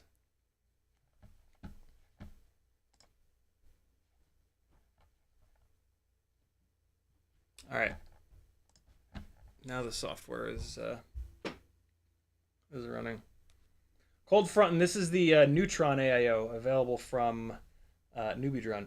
So I've got to remove a whole bunch more material from this. I wasn't even close to. This wasn't even close to clearing. It's the locking ring on the camera. I mean, technically, you could probably remove that locking ring, but man, I don't fuck with the focus on these cameras anymore. It's so hard to get them refocused. And like the VTX gets real hot while you're doing it, and like it's just a real pain in the ass. So I would rather go this route and remove some material from this canopy rather than playing around with trying to remove that locking ring. And then, like, you know, what you can do is you can remove the locking ring, and then you can just use well, you wouldn't want to use Loctite because Loctite eats plastic. I think there's a plastic safe Loctite that you could use, or you could figure another way out of getting the lens to not slip in the mount. All right. Hopefully that's enough from this side. And now let's hit this other side here.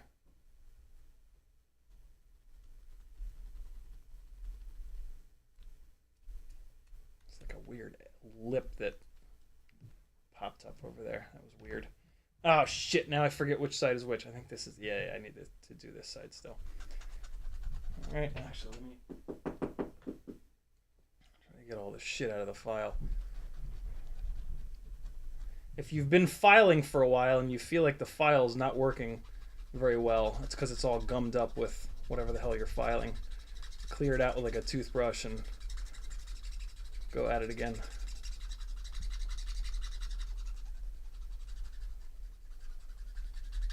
Oh boy.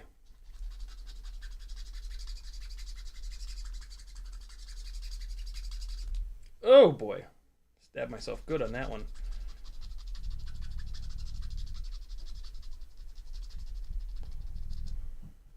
Alright. Maybe that was enough. Although I have a feeling it still isn't quite enough. Let's look at it one side versus the other side.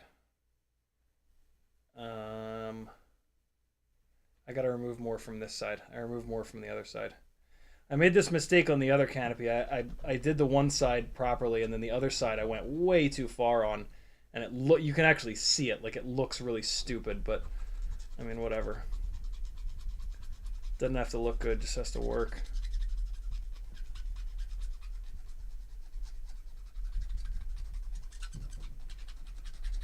Always remember, when you're flying, you can't see the quad.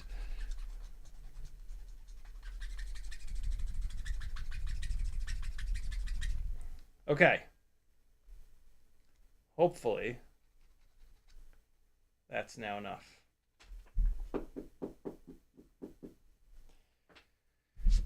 Let's test it. So the way I'm testing it is I'm just taking the camera and just pushing it through the front. Oh, jeez. Still not enough. Good Lord, man. How the hell much did I have to remove on this one? You know, I think I didn't remove enough on this one. think that might be why the camera is sitting. Son of a bitch, it is. That's why the camera's not sitting perfect. I have to redo this one. I did not remove enough material down here on the bottom. And it's... I thought it was just an optical illusion, but it did look like the camera was sitting ever so slightly off. I can just fix that. Now it's fixed. It still looks like the camera sit. I don't know. For some reason, it just looks like the camera doesn't sit perfectly straightforward. But there's no reason for that. Like, it should be completely fine. But I do need to take more material. Oh my god, it's after 8 o'clock already. God damn it.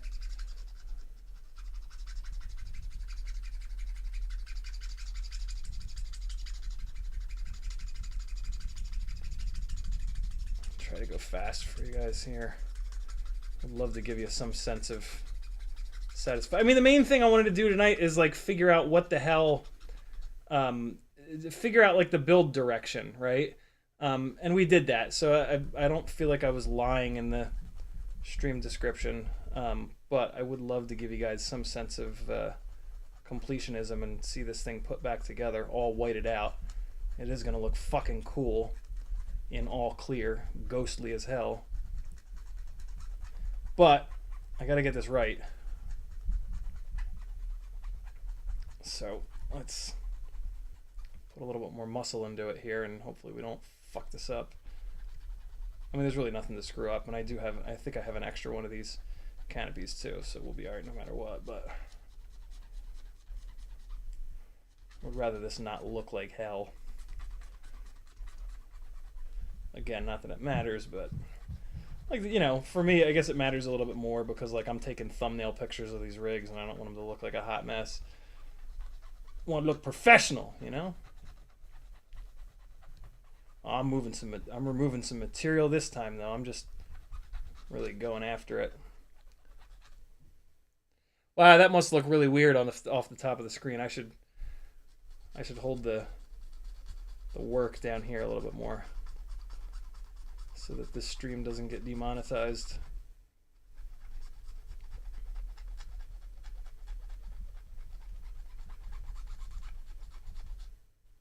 Whew! Okay.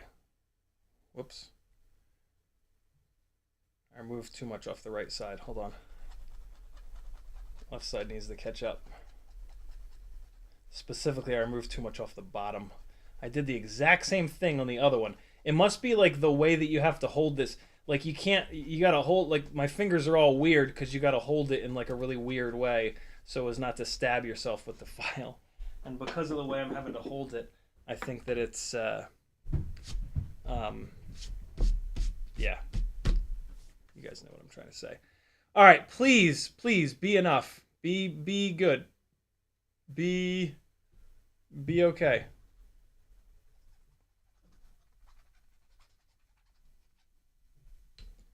Go through there.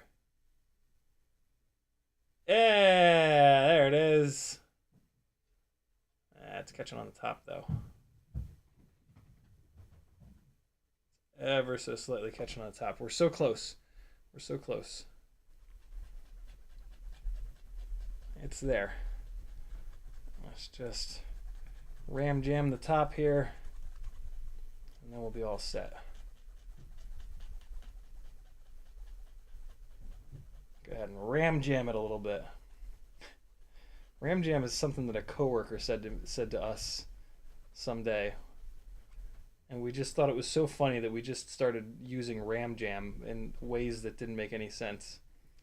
I've never forgotten that. All right, now we're just going to ram jam the other side a little bit here. This was back in my sales days.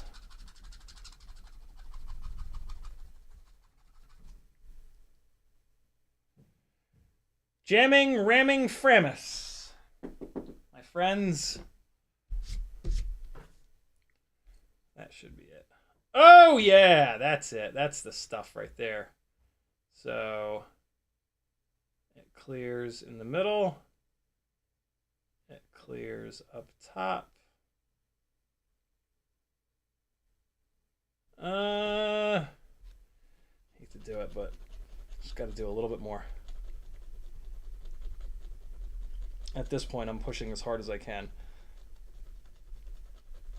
just to speed this up.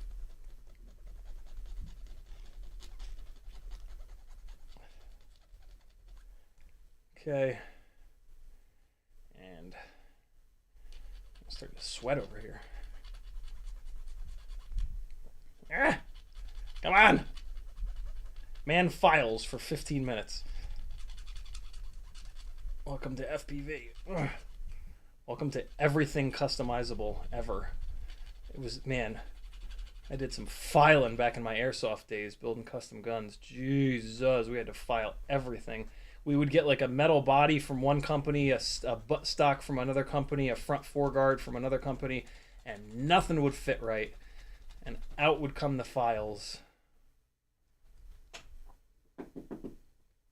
Keep removing more and more material until eventually it either fits or explodes. Either or.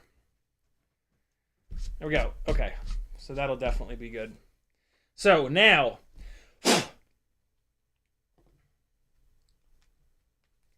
this looks like hell. Hold on. I just gotta knock these edges down.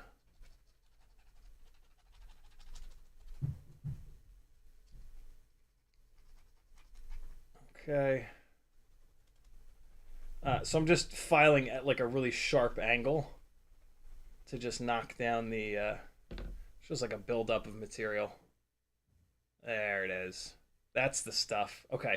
So now this camera is going to go in here properly this time. And so we just kind of pinch the frame. And let's do it on this side. Come on. Come on! Don't be stuck in there. What the hell? There we go. Okay. So hold the camera front and back like this. You're going to get your fingerprints on the lens, but it's okay. And then one side goes in the hole. Come on. All right, so I have these screws a little too far in. Let's just back them out just a little bit. There we go. So one side goes in. And you know, what I did last time is I actually screwed the one side in a little bit, and then I got the other side on. So let's do that again here. So just screw this side in a little bit, and now we're going to come over to the other side, pinch the canopy, and now that's in there. And we'll screw this one in, and there we have it. Both sides are now screwed in. The lens does hang out, but I mean, other than like, yeah, it's worth it. This canopy is so much lighter, and it's just the best of the canopies I've found. All right, so now we're going to cinch these screws down a little bit. Remember that you're tightening these into plastic, so don't go ballistic. You're eventually going to strip it out. You don't want to strip it out this early. And now you can really see your file clearancing and whether or not you did enough. In this case, hopefully I did. Okay, so that cable is going to go up and over. And then these guys are going to sit like this. And there's our little 2.4 antenna. Okay, so last little thing here is the grommets. I want to see if I can create a little bit more of a gap between the VTX and the flight controller. So let me just really quickly rifle through the different grommets that I've got. I think...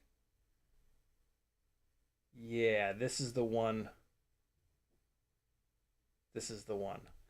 This smoother, it looks just like that grommet, but it's not the same thing. It's slightly smoother rubber.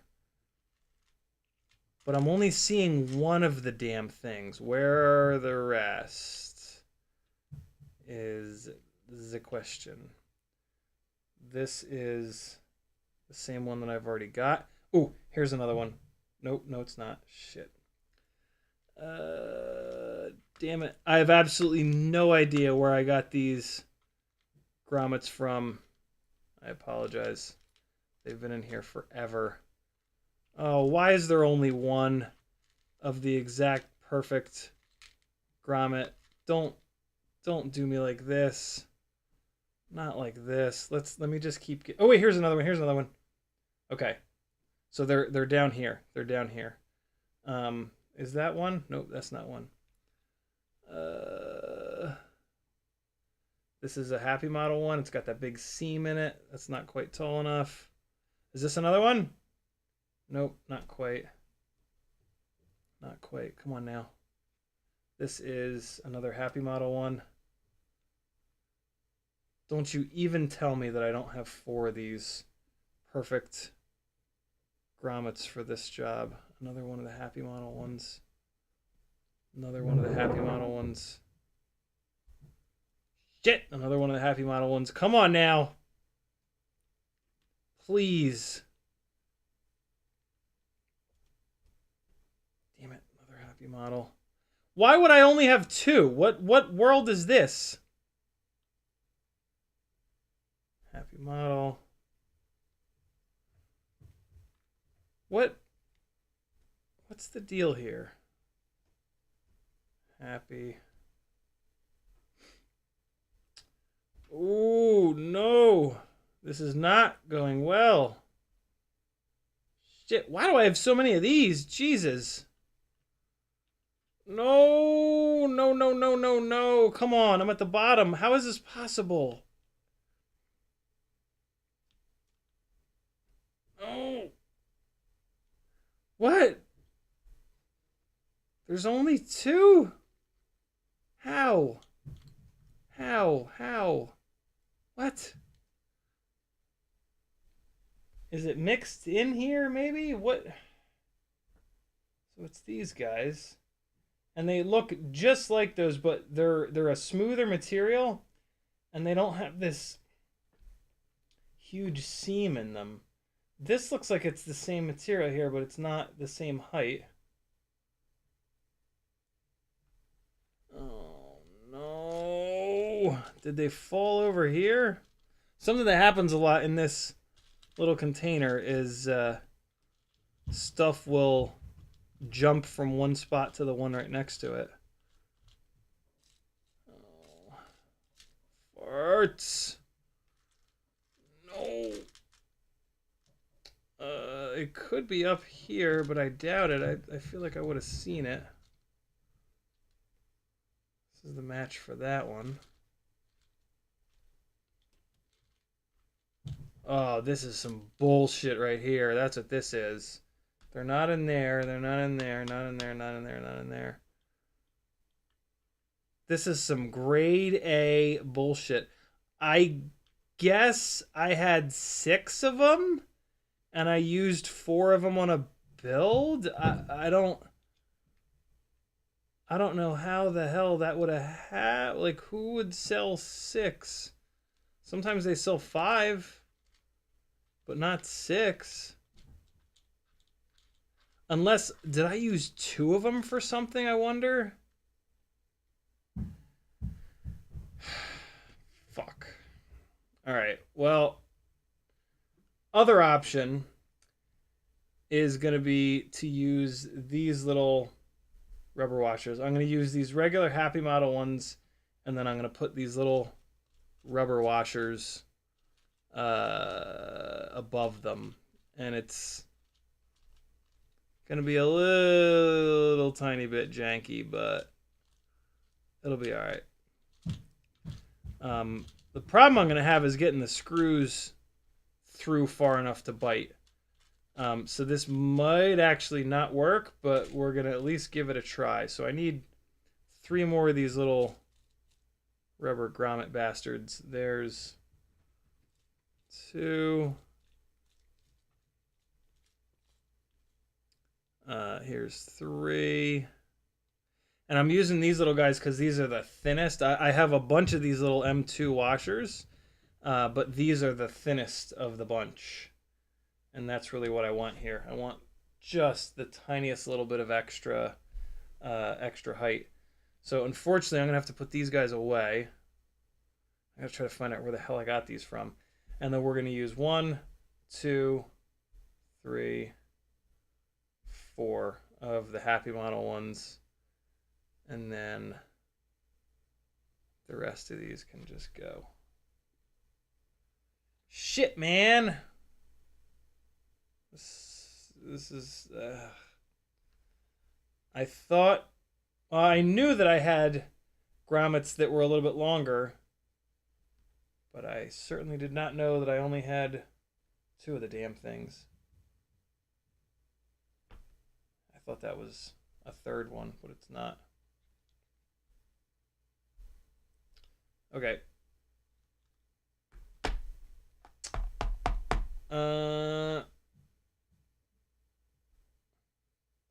Why are there more up here? Is this the one that I'm looking for? Of course not. Nope.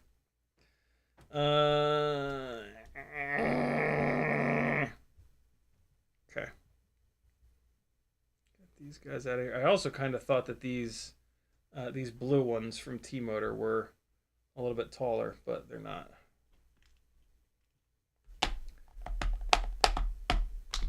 Okay. So Veritas Wizard says, why don't you use a Dremel tool instead of a file? You could slowly rotate the tool around the hole, route it out in one pass. Yeah, I don't have the right tip for the Dremel. All I have is a cutoff wheel for the Dremel at the moment. Okay, so these guys go on what you might think is upside down with the thick part going upwards. We are about to run into my least favorite thing about the Neutron board. And it's that they just use these tiny little pockets to hold the grommets, which do not do a very good job holding the grommets. To the point where this is probably going to cause me to curse and scream and yell so bad that I might need to end the live stream to be able to do this calmly. I'll give it a quick try, though. Nope, they are popping off left and right. Yep, there they both go. Okay, so I'm going to try real quick to do this with them in the frame. That's not going to work. And then I'm going to say, you know what? I'm going to go relax for a little while and then do this. Maybe even come back to it tomorrow, because, man, I had a hell of a time doing this last time. It's all coming back to me. I was screaming and yelling, spitting and shitting. It's one of the things that made me not want to work on this again, not want to take this out of the frame again. Okay, so what is the rear? This is the rear, I think.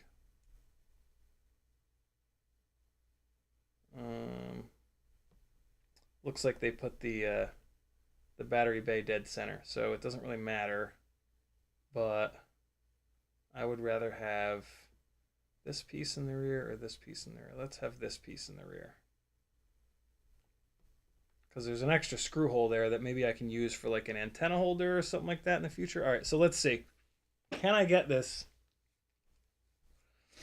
into these grommets with the grommets in the frame?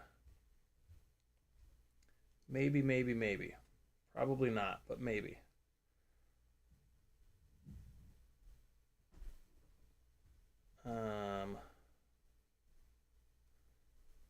Oh, wait, maybe.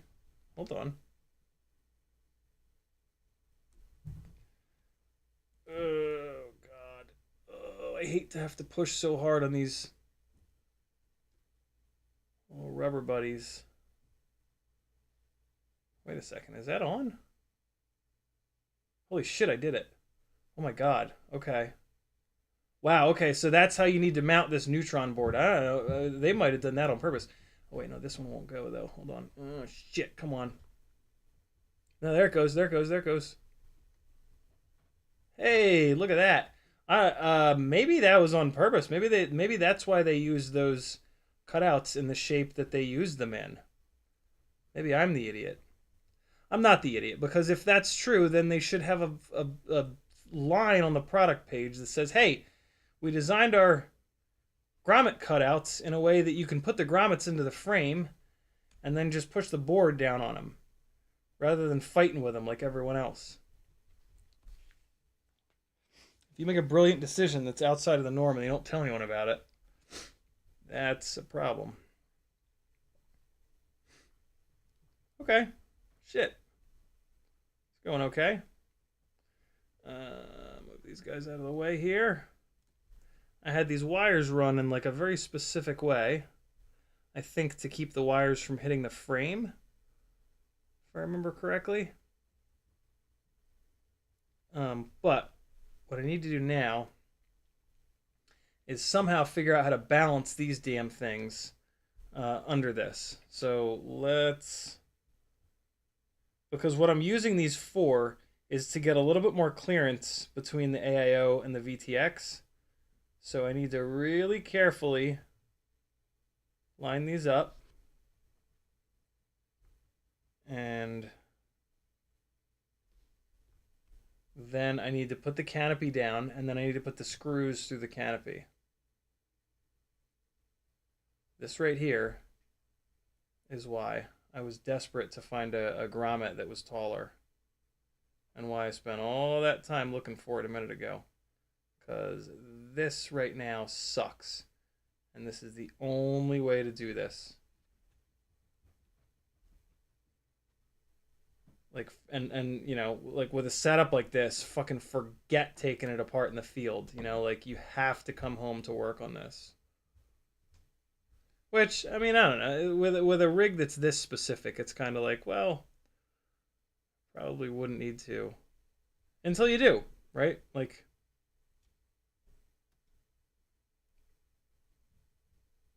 Okay. Nobody breathe. Nobody breathe. This is going to be impossible. I'm just calling it right now, because now I'm going to have to send these goddamn screws down the canopy, and like no matter what, I'm going to bump this thing. And I don't even know if these screws are going to be long enough.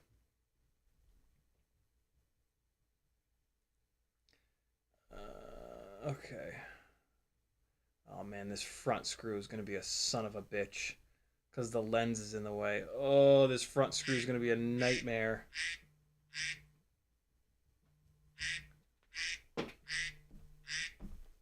Ah! No! Come on now. Come on now, get in there. Okay. Okay, so all those little O-rings probably fell out. No, they didn't fall out. They're just all off center now. I gotta redo all this. Oh, this sucks. Okay, okay. What's front? This is front? I think this is front. Okay, one's through. Two through. Three. And I don't know what the hell I'm going to do about this front screw hole. I should probably be cutting it off, but okay. All four of those screws are through, but they're not. Oh my god. Oh my god. What is it? Why is there all this extra cable here too? Get at. Oh man, now they're starting to pop off. Okay.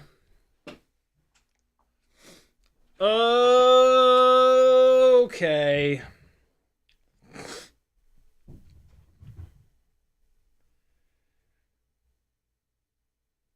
Don't scream all the curse words.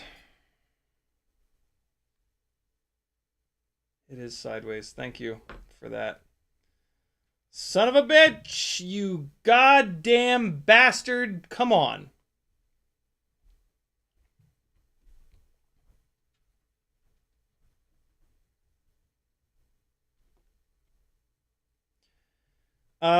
There's no way I'm going to keep these little O-rings on it while doing this live stream. So let's put it together without them, and maybe magically there'll be more clearance. I don't know.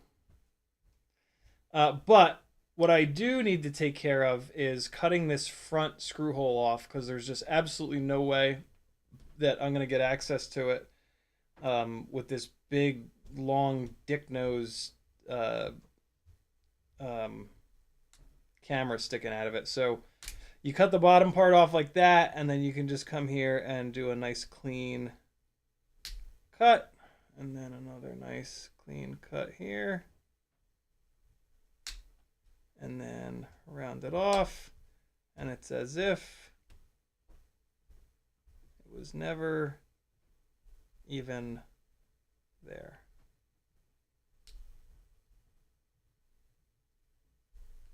And then you just need to find a screw for the front mounting point. That's close enough.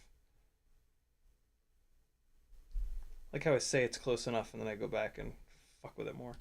I need to find a different screw for the front mounting point, and I think on the other one, what I used is one of those long Mobula 7 screws. I should have an extra or two of them here. Yep, here they are. So this is significantly shorter than this, but that's okay because it's not going through the canopy. So it should, in theory, be long enough. Is that what I used on the other one? I think that's what I used on the other one. Yep, sure is. Okay. Do I have one of those screws that has slightly longer little janky part? Little janky clown? No, I don't. That's okay. Janky clown. Know what I'm saying? That's at the end of every episode of something. This might not be long enough.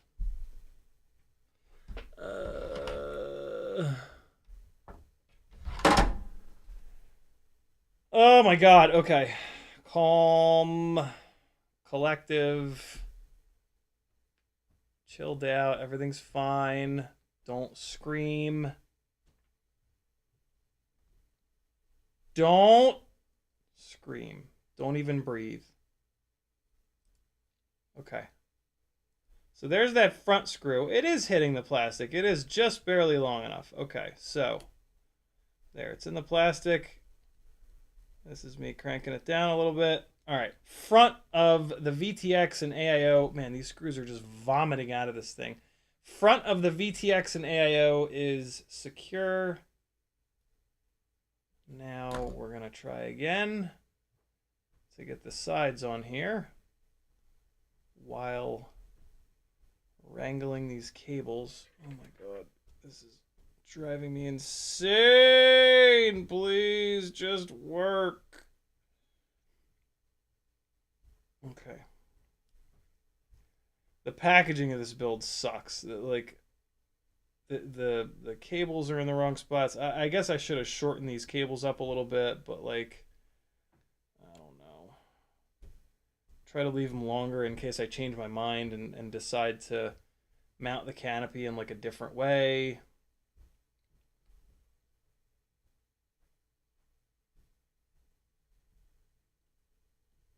Okay. Yet again, the screws have vomited out of this canopy. All right, this is it. We're going to get it on this hit. Here we go. Here we go. Front, side, rear, back. Okay, through there. Now, let's see here. Will these screws be long enough? Not quite. I don't think. Maybe they are. Hold on. That felt like it might have threaded.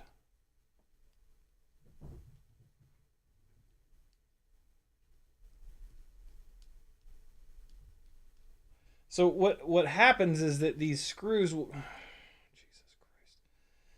these screws will thread into the side of the yeah, see, that one did it. They won't thread into the plastic. They'll just go in on the side in between the rubber and the plastic. And that doesn't do anyone any good. And like it's hard to actually tell what the hell's happening. You got to just like thread them in and just straight up pull on the damn things. I think I just got that one though, so we should be okay here if I can get this. If I can figure out why the fuck this rear one doesn't want to cooperate. I don't know what its deal is, but I just keep screwing with it. Eventually, in theory, I'll hit the plastic. Man, this rear one's being a real dick. The rubber is like oozing out. Stop it. Get in there.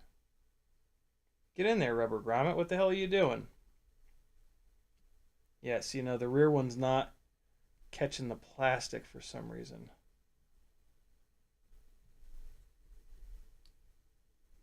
Maybe the rear one is going in at a weird angle. Let's push the canopy down, and then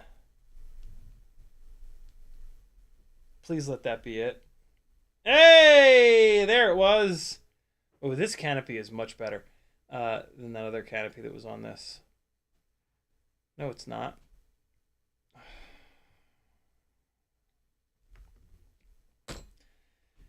No, it's not. I'm going to have to redo a bunch of stuff because that's the UFL for my video antenna. Completely and utterly obscured by this canopy. I have to rotate this VTX 90 degrees like I did on this one. I need that piece to sit in the front. And I'll bet that the cables are not long enough. God damn it, Jim. I set this up for that other canopy. And now it's biting me in the ass. Because I wanted to run the heavier camera and the screw mounted camera and canopy setup. Damn it. I guess there's a chance that maybe I left enough slack. Let's take a quick look. I'll tell you in 1 second. Although at this point, I think the problem I'm going to have is that heat shield hitting a part of the flight controller. So basically, this needs to rotate like that. And something is pulling. It's the black wire that's pulling. Maybe there's just enough slack on this though. Hold on. I might actually be okay. I'm cautiously optimistic right now.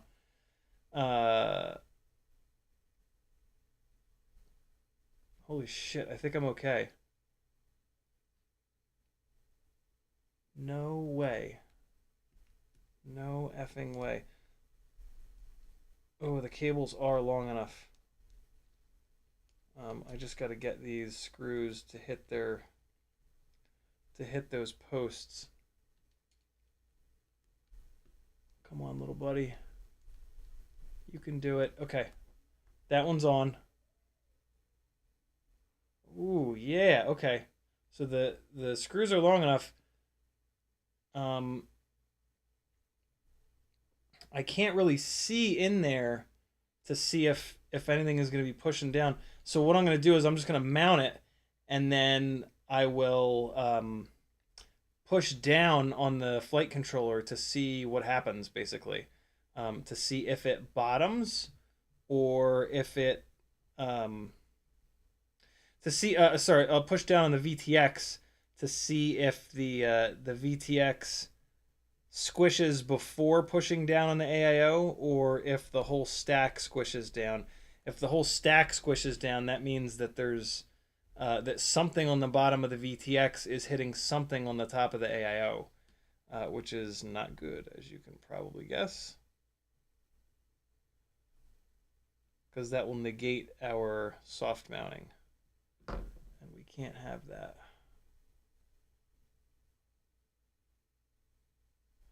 Actually seems a lot happier to mount up this way.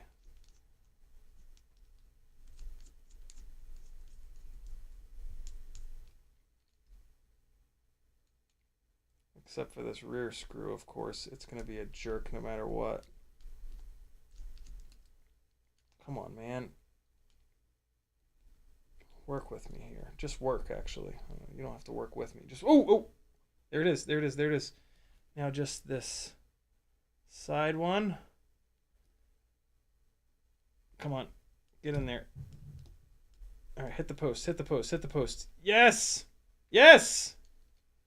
Yes, yes! Yes! All right. All right. This one's pushing on the VTX. So, let's see. Oh, no, yeah, it's hitting. It's hitting for sure. Fuck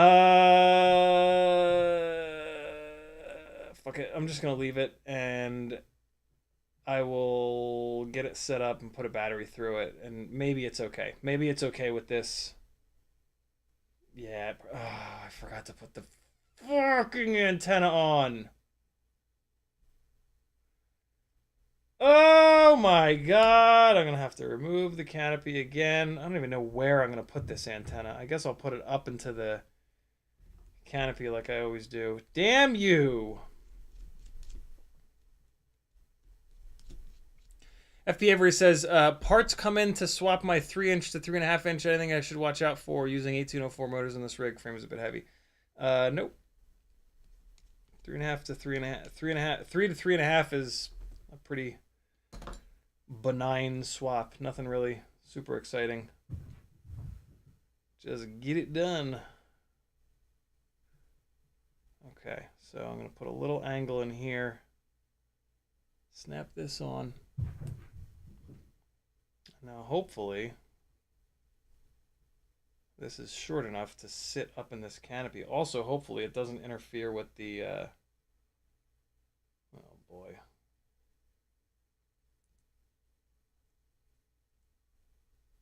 It's going to interfere.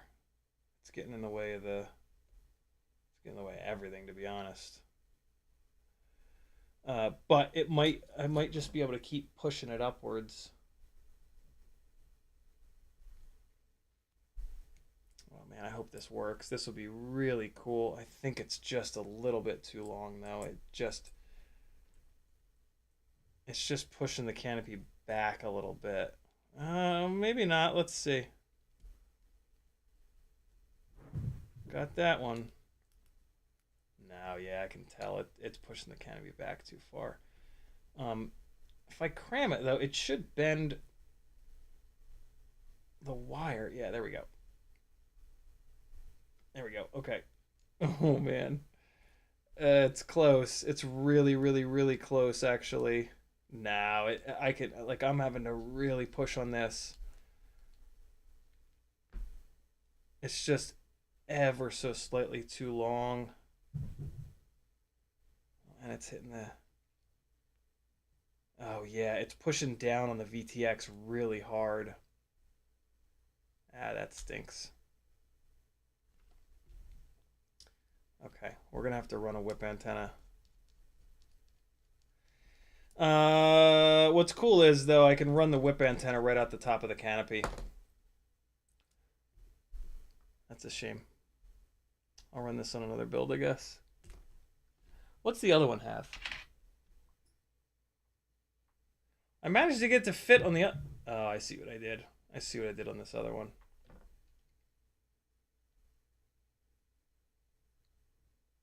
It's actually a longer antenna in this one. And I just have it like wrapped around. This really short one, you just kind of can't. Maybe I can, though. maybe if I put that little angle in it, maybe that'll be enough. Where's that at? So that'll make it go this way, and then that'll make it angle over. Maybe that's enough. I mean, these antennas are $20 fucking. I really want to try to use it. Okay. That should actually be a lot better. Hold on. Hold on. Hold the phone. Wrap that like that. This over here. Ooh, ooh, ooh. That's way better. That's way, way, way better. I think I got it. I think this is going to work. Putting that little angle in it ate up a decent amount of the length. And now I think we might be there.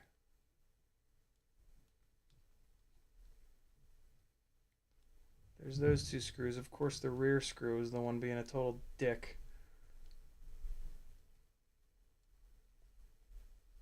Come on, man.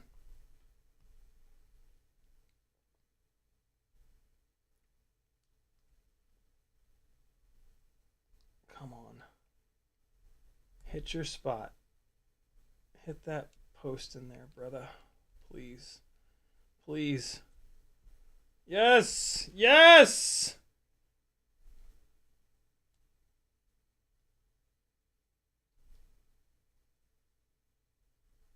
Hey! The antenna fits in there. And it's got a little bit of room to move, which is important. The camera looks like it's straight. It's got a shitload of up tilt. But it doesn't have to have all that up tilt. It comes down a little bit. And it goes back up. Is this screw even in the plastic? Yeah, it is. As is this one. Good God, that's a lot of up tilt. There we go. That's better. That's a more normal amount of up tilt. Well, there it is. I hope I have propellers for it. I need 1.6-inch bi-blades for it. Do I have an extra set? What are these? Is this them? Nope, these are the 1.2-inch ones. I swear to God, if I don't have propellers for this, I'm going to shit a pancake. You heard me. Please. Please. Please. No. Really? Hey. Is that them?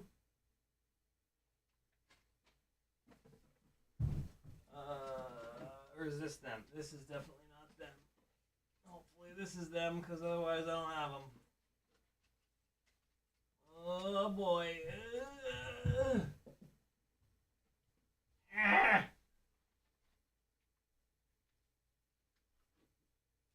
Please be them.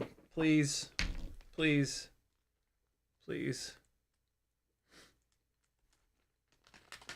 Come on. Come on. Oh, it's not them. These are 1mm shaft. This is the bag of 1mm shaft propellers. Shit sticks. Whoa.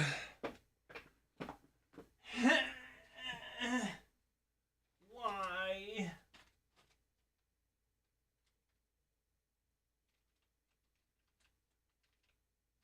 Why? Like, there's that bag. That has the 3 and 4 blades. Where the hell?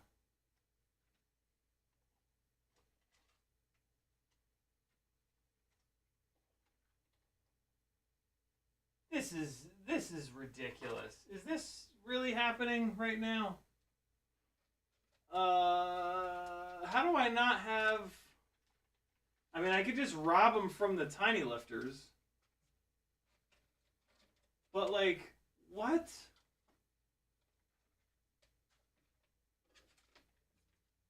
Oh, man, really? How did I only ever buy one? Basically, what this means is I only ever bought one set of 1.5 mil, 1.6 inch biblades. That's not right, is it? Ugh. I think that is the case, unfortunately. My friends. I think that's going to be... Oh! Oh! Oh! Oh! It's going to look silly, but I don't care. As you can tell by my hairstyle. We good. We good, we good, we good, we good, we good. Okay. And this can go away. There we go. Okay. Here we are.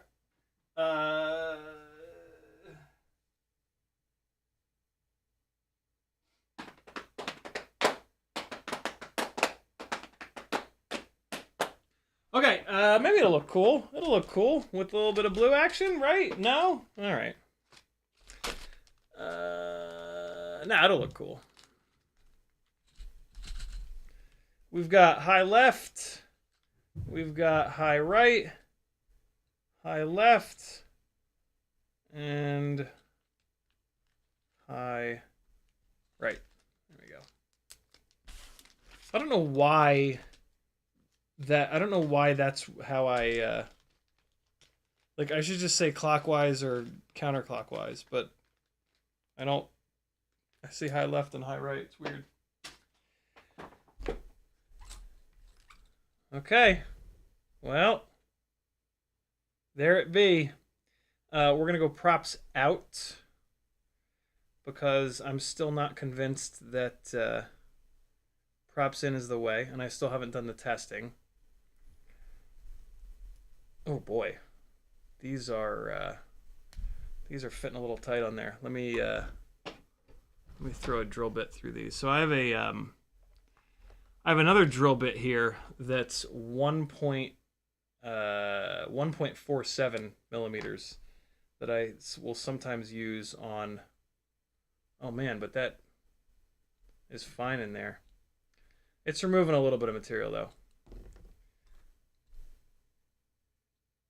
Yeah, there was a while that I was when there were no like prop options, I was drilling out 1 millimeter props for 1.5 millimeter motors. That was a very annoying time. Very, very, very annoying. Okay, maybe these will fit a little bit better. I don't want to get them stuck on those motor shafts or push those motor shafts down through the bell or anything like that. But let's give it a shot here. What the hell? There we go. Props out.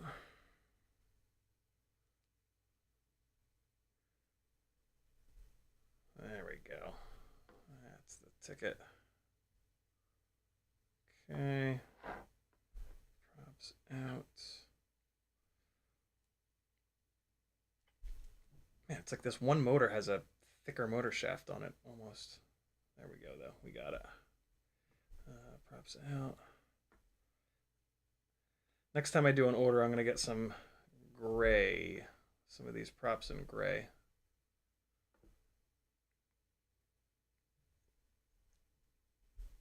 That's motors 1 and 4. Props barely fit on there. There it is, yo. There is the 75 millimeter Walksnail rig. I got to get it into Betaflight and set it up and bind the goggles and all that shit. Also, I still need to get a another HDMI to USB cable. Hopefully it'll work. Hopefully it'll pass data. The first one I got was too short. The next one I got didn't pass data. So yeah, I guess I just gotta keep buying them on Amazon until I can find one that passes data and is long enough. I'm looking for like at least 10 feet, ideally like 15 feet. I guess maybe there's sometimes with cables they can't be over a certain length. I hope that's not the case with this. I hope that's not why it's so hard to find these. But yeah, I just got to spend a bunch more time on Amazon looking. Okay. Come on, get in there. My God, plugging these motors in, sometimes such a pain in the ass. There we go. And last one. Come on, you bastard, get in there. Get in there. Ugh, JST plugs, why? Why are you like this? Hold on. This is usually the easy button.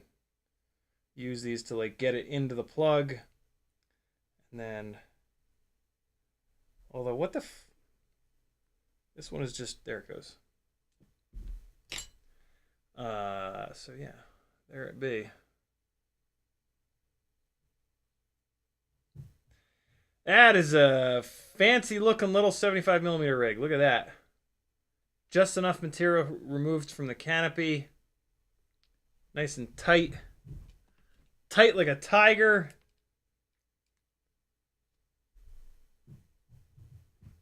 Please. Thank you.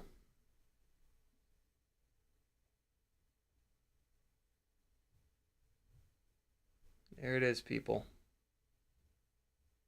Hopefully it works. 1S 75mm. About as light as it's going to get, too. Let's throw it on the scale. Let's throw it on the scale and see how much better my build is than Rotor Riot's. This is pretty similar to the Vision build, the Vision 75 or whatever the hell they call it, but we should be significantly lighter weight. 31.5 grams. So let's go to Rotor Riot and take a look at the Vision 40. That's it. Vision 40. What does this weigh? Fuck you. Come on. What?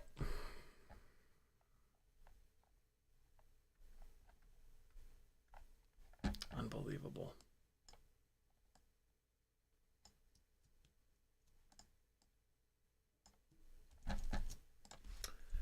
How much does the Rotor Riot Vision 41S weigh? How good are you, Google? How good are you?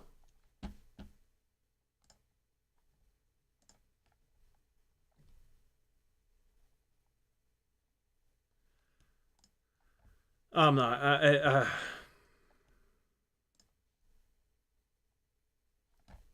Oh! I know Joshua hooked this up. I know it. I can feel it.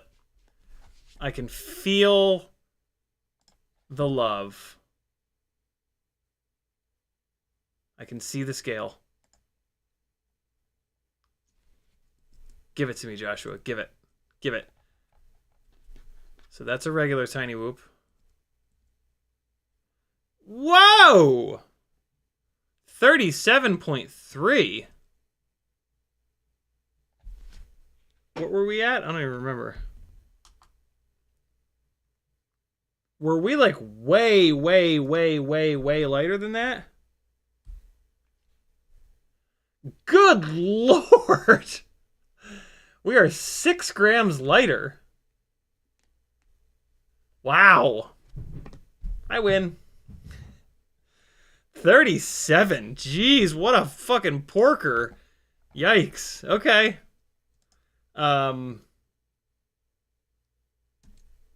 Cool.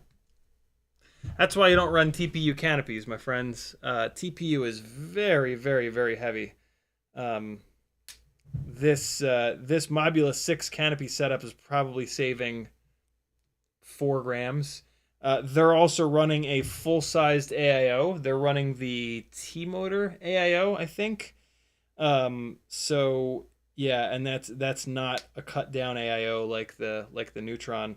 They're probably also not running as fancy of a BT 2.0 lead as I am, and they are also running 1002 motors that are a much lower KV. So we should have something here that has a way better power to weight ratio, right? They've got 22,000 kV motors on them.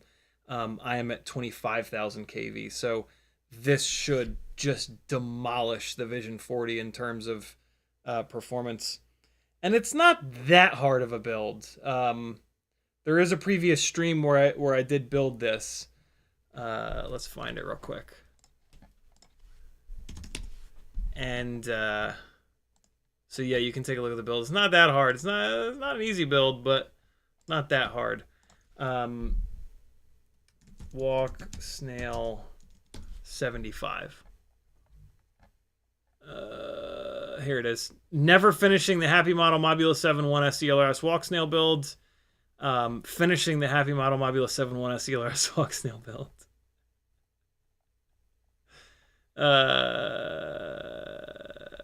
And then Happy Model Mobula 7 1S ELRS Walksnail build begins. So there you go. There are the there are the live streams where I actually built it. There's nothing to it. You put the AIO down, you wire up the VTX to it with VBAT, ground, TX, and RX. Figure out how you're going to run the cables, smack it all together. Away you go. Not a very difficult build. Cool. Thanks for hanging, my friends. McMucus says that rig is aqua fresh. I like that. Veritas Weasel says, how are the gigs coming? Slow and getting slower. Are you getting very many jobs? Do you fly 5-inch drones very much anymore? I cannot remember the last time I flew a 5-inch rig, to be honest. And yeah, gigs have been very, very slow. But I don't know. From what I keep hearing, the only way to get jobs at this point is to build a $5,000, $6,000, $7,000, $8,000 lifter, and with an Ari or a Red Komodo. And I just don't want to go down that road. I'm really hoping that GoPro has a 1-inch sensor camera coming out. So yeah, I don't know. We'll see. But I got some things cooking too. It'll be all right. Figure something out. Thanks for hanging, my friends. What's today? Wednesday? Friday. We're gonna jump back into the Grinderino, and maybe we can finish it up. All we got to do is drop the LED race wires down on there, and wire up the Walksnail, and then just assemble everything. So hopefully we can get the Grinderino done on Friday. Tomorrow I'm gonna try to remember to go fly a 5-inch rig. Actually, the test bed glide with the Velox motors that we soldered on Friday. Soldered onto it on Friday. I'm gonna try to get that up and smack them around a little bit, smack them into some concrete, see how they deal with it. CiottiFPV.com if you like these live streams and want to see them continue. I rely on beautiful people like you, just like NPR.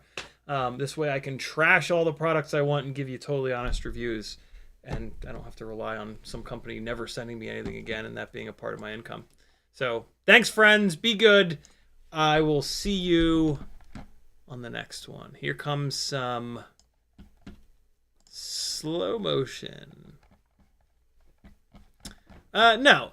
If you're good enough to stay until the end, I'll give you. You might not have seen it earlier. I'll give you a preview of the edit that's coming. I'm gonna cut it off like halfway through though. All right. Here's the next edit that's coming out. Be good, my friends. Love you. Bye.